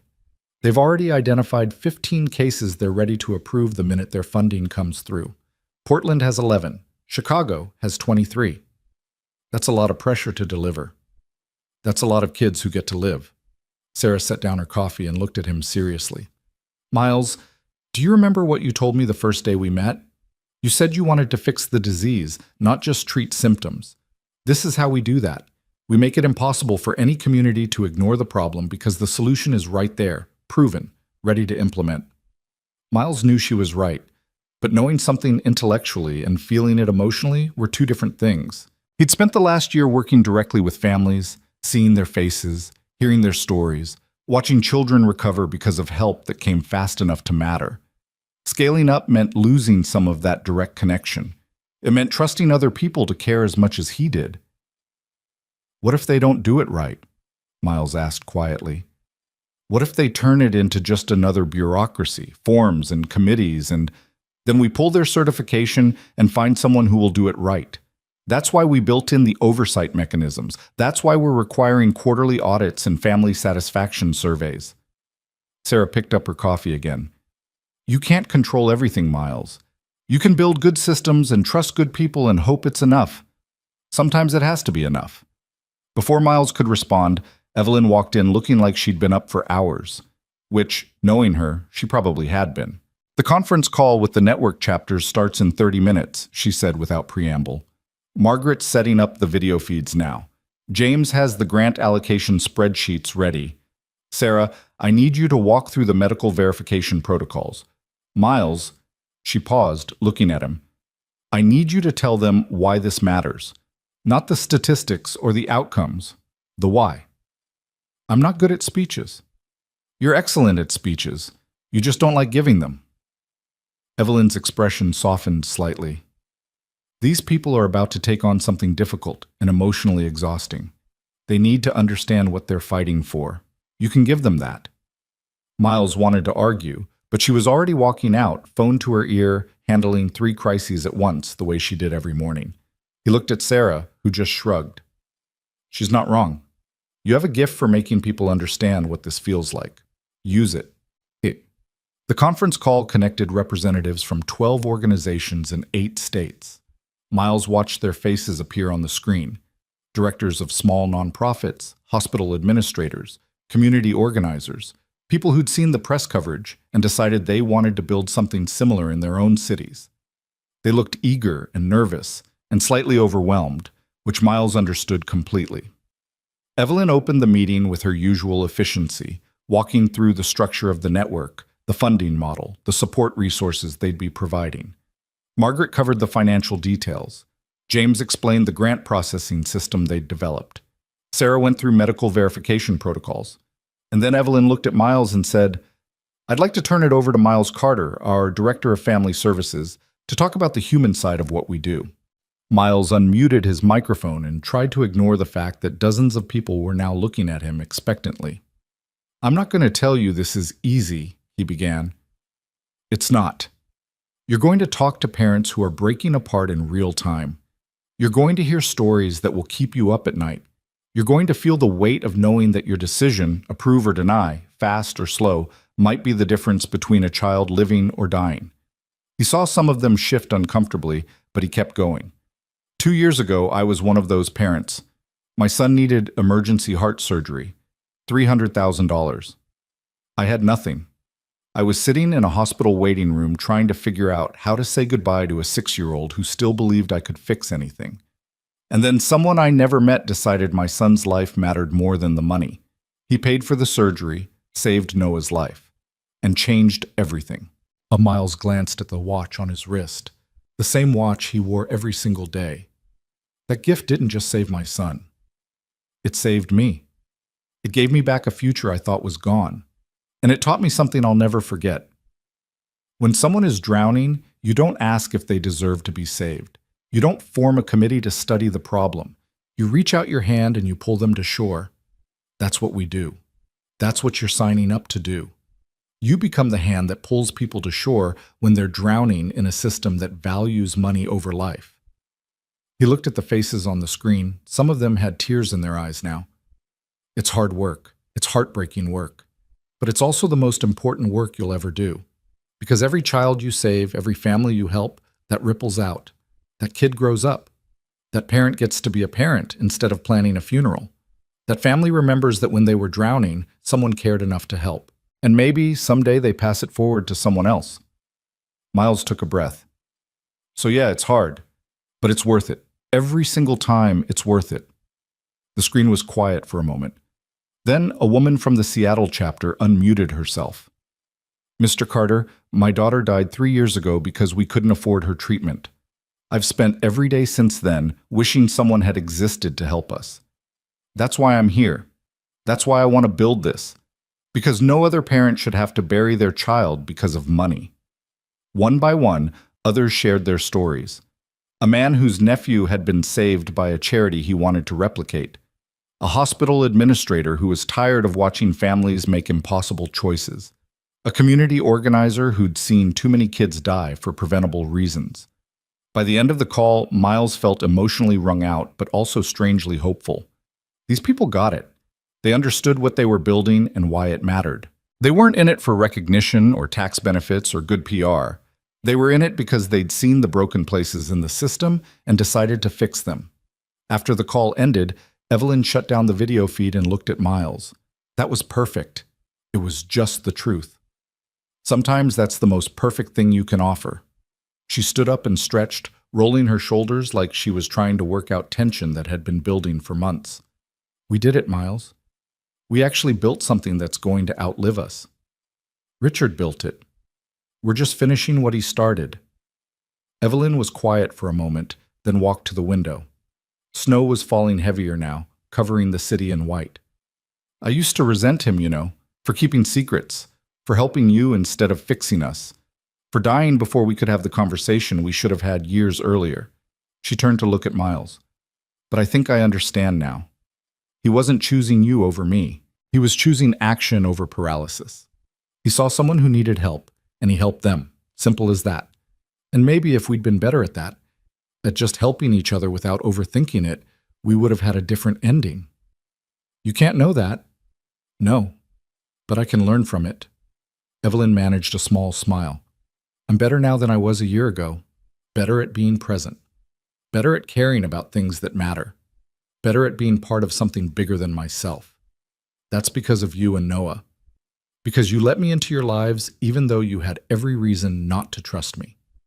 Miles thought about that first day in the cemetery, the suspicion in her eyes, the fury when she saw the watch, how far they'd come from that moment. "You want to know what I think?" Miles said. "I think Richard would be proud of you, not because you're running his foundation or helping families or any of that, but because you let yourself break open and rebuild into something more real." That takes more courage than writing checks. Evelyn's eyes got bright, but she blinked the tears back. "Noah told me last night that I'm not sad anymore, that I smile more now." "Do you?" "Yeah, I do." She walked back to her desk and picked up a folder. "I have something for you. I've been waiting for the right time, and I think today is it." She handed him the folder. Inside was a legal document, dense with language Miles didn't fully understand, but one phrase stood out clearly: irrevocable trust for Noah Carter, beneficiary. What is this? Richard's estate was substantial. After funding the foundation and setting aside reserves, there's still a significant amount left. I've been trying to figure out what to do with it, and I finally realized the answer was obvious. Evelyn pointed to the document. "This trust will pay for Noah's education. All of it. Undergraduate, graduate, medical school if he wants it. Whatever path he chooses, he won't have to worry about money. He'll get to follow his dreams instead of being limited by what you can afford." Miles felt like someone had punched all the air out of his lungs. "Evelyn, I can't accept this."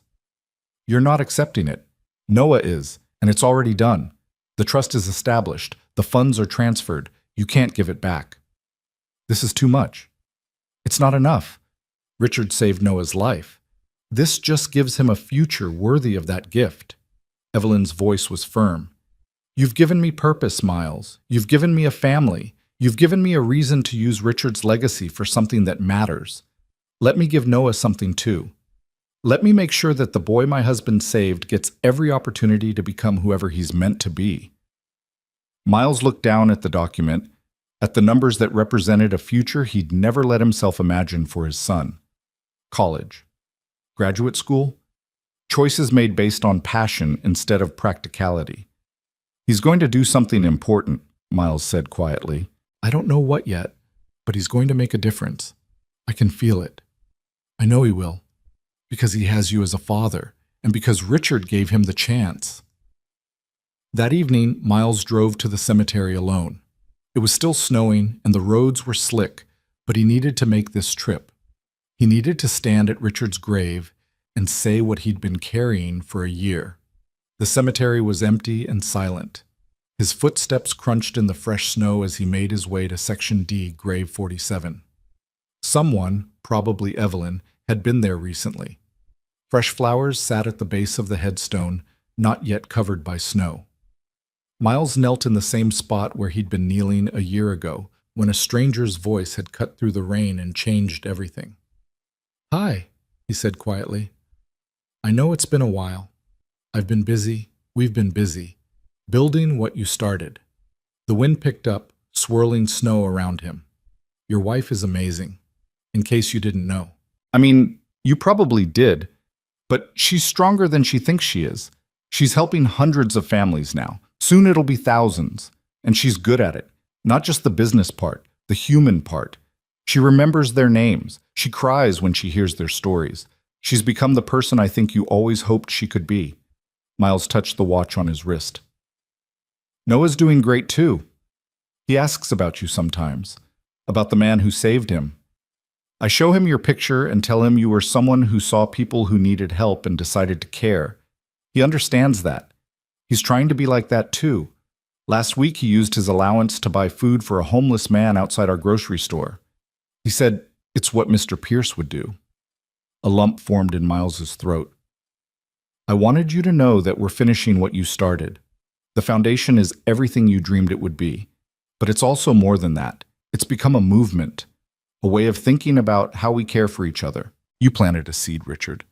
And it's growing into something beautiful." Miles stood up slowly, brushing snow off his knees. "I'm going to keep coming here, twice a year, like always, bringing flowers, saying thank you.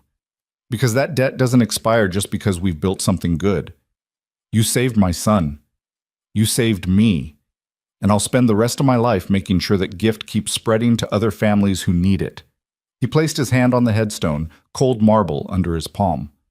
Rest well, Richard. Your work is in good hands. As Miles walked back to his car, his phone buzzed. A text from Evelyn. Dinner at the house? Noah wants to show you his latest drawing. Miles smiled and typed back, be there in 20 minutes. He drove through the snowy streets thinking about families and legacies, and how sometimes the most important things we do are the things we never get credit for. Richard Pierce had saved one stranger's child and set in motion a chain of events that would save hundreds more. He died before seeing any of it come to fruition. But his impact was everywhere, in every child who got treatment, in every family who got hope, in every life that got a second chance. When Miles arrived at the estate, he could see lights on in both the main house and the guest wing. Home. This place had become home in a way his old apartment never was. Not because it was bigger or nicer, but because it was filled with people who cared about each other. Noah met him at the door, practically vibrating with excitement. Daddy, look what I made! He held up a drawing that was more ambitious than his usual work. It showed the foundation office with tiny detailed figures inside. Miles at his desk, Sarah on the phone, Evelyn at the whiteboard. And outside the building, dozens of smaller figures holding hands, connected by lines that spread across the page like a web. These are all the families we helped, Noah explained. See, they're connected, because when you help one person, it spreads to other people, like ripples in a pond. Miles felt his chest tighten. His 6-year-old son understood what they were building better than most adults. It's perfect, buddy. Absolutely perfect. Evelyn appeared from the kitchen, also looking at the drawing. He worked on it all afternoon, very seriously, wouldn't let me see it until it was finished. Because it had to be right, Noah said solemnly. It's for Mr. Pierce, for his grave, so he knows what we're doing. Miles and Evelyn exchanged a look over Noah's head. I think he'd love it, Miles said quietly. I think he'd be really proud. They ate dinner together in the main house, a meal Evelyn had cooked mostly by herself with only minimal help from Miles. The pasta was slightly overcooked and the sauce was a little too salty, but it was real and imperfect and exactly what they needed. After Noah went to bed, Miles and Evelyn sat in the living room nursing glasses of wine and watching snow fall outside the windows. Margaret told me something interesting today, Evelyn said. Amanda Peterson, the mother whose daughter had the heart surgery, she's enrolled in social work school. She wants to do what you do, work with families in crisis. That's the 4th one this month. 5th, actually. Marcus Thompson's father is training to be a patient advocate. Evelyn swirled her wine. We're not just saving kids, Miles. We're creating a whole generation of people who understand that helping others is how you make meaning out of suffering. That's bigger than I ever imagined. Miles thought about all the families they'd helped, about how many of them had turned around and wanted to pass it forward, about how one act of secret kindness from a man in a hospital waiting room had grown into a movement that was changing lives across the country. Richard was right, Miles said quietly. In his journal, he wrote that he couldn't fix the ocean, but he could save the person drowning in front of him. And we're proving that if enough people save the person drowning in front of them, eventually you do fix the ocean, one rescue at a time. Evelyn was quiet for a long moment. Then she said, I'm happy, Miles. For the first time in longer than I can remember, I'm actually happy. Not content, not comfortable. Happy. Me too. I never thought I'd have a family after Richard died. Never thought I'd find purpose again. But here we are. She looked at him. You and Noah, you're my family now. Not because of Richard. Not because of the foundation. Just because you are. Miles felt emotion rise in his throat. You're ours too. Noah draws you in every picture, calls you Miss Evelyn like you're some kind of fairy godmother, and He stopped, searching for words. I'm grateful. Every single day, I'm grateful you showed up at that grave angry and suspicious and determined to understand, because it brought you into our lives. I'm grateful you were there, that you were brave enough to go to a stranger's grave and say thank you, even though you had no idea if anyone would understand why it mattered. They sat in comfortable silence, watching the snow fall, and Miles thought about how life could surprise you, how you could go from broken and desperate to whole and purposeful, how strangers could become family, how one person's secret act of kindness could become a legacy that outlived them. 6 months later, on a warm spring day, they gathered at the cemetery again. But this time, they weren't alone. 247 families had been invited, and nearly 100 had made the trip. They stood together in Section D, surrounding Grave 47, a sea of people who shared one thing in common. Richard Pierce had changed their lives. Miles stood near the headstone with Noah on one side and Evelyn on the other. The snow had long since melted, and flowers bloomed in the grass. Someone had placed a small plaque next to the grave, something Evelyn had commissioned but hadn't told anyone about until today. The plaque read, "Here lies a man who saw strangers and decided they mattered. His kindness saved lives. His legacy saves more every day." Evelyn stepped forward to speak, and the crowd quieted. "Most of you never met my husband. He helped your families anonymously through the foundation we built in his name. But I knew him for 15 years, and I want you to understand something about Richard Pierce." She paused, looking out at all the faces. "He wasn't perfect. Our marriage wasn't perfect. He struggled with the same doubts and fears we all do, but he had one quality that mattered more than anything else. When he saw someone suffering, he couldn't walk away. He couldn't convince himself it wasn't his problem. He had to help, even if it meant keeping secrets, even if it meant giving up things that mattered to him. He had to help." Evelyn's voice wavered, but she kept going. "The foundation that bears his name has now helped over 500 families. The network we've built will reach thousands more. But the real legacy isn't the numbers. It's the ripple effect. It's Amanda Peterson going to social work school so she can help other families. It's Marcus Thompson's father training to be a patient advocate. It's every person here who's decided that because someone helped them, they're going to help someone else." She looked at Miles. "Richard saved one man's son. That man, Miles Carter, helped me understand what my husband was trying to do. And together we built something that's changing how our society thinks about helping people in crisis. That's not just Richard's legacy. That's all of our legacies. Every single person standing here is part of this story." The crowd was silent except for the sound of people crying quietly. "So thank you," Evelyn continued. "Thank you for letting us help you. Thank you for being part of this movement. Thank you for proving that kindness spreads, that compassion matters, and that when we take care of each other, we build something worth leaving behind." She stepped back, and Miles stepped forward. He looked out at the crowd, at Maria Rodriguez with Emma, who was completely cancer-free now, at Marcus Thompson's parents with their son, who'd recovered fully from the accident, at Amanda Peterson with Sophie, whose repaired heart was beating strong and steady, at dozens of other families, each with their own story of crisis and rescue and gratitude. "My son is alive because Richard Pierce saw me breaking apart in a hospital waiting room and decided I mattered," Miles said. "I don't know what I did to deserve that gift. I don't know why he chose to help me instead of walking away, but I know what I'm going to do with it." He looked down at Noah, who was holding a bouquet of daisies, the same kind Miles had brought to this grave a year and a half ago. "I'm going to make sure his gift keeps spreading.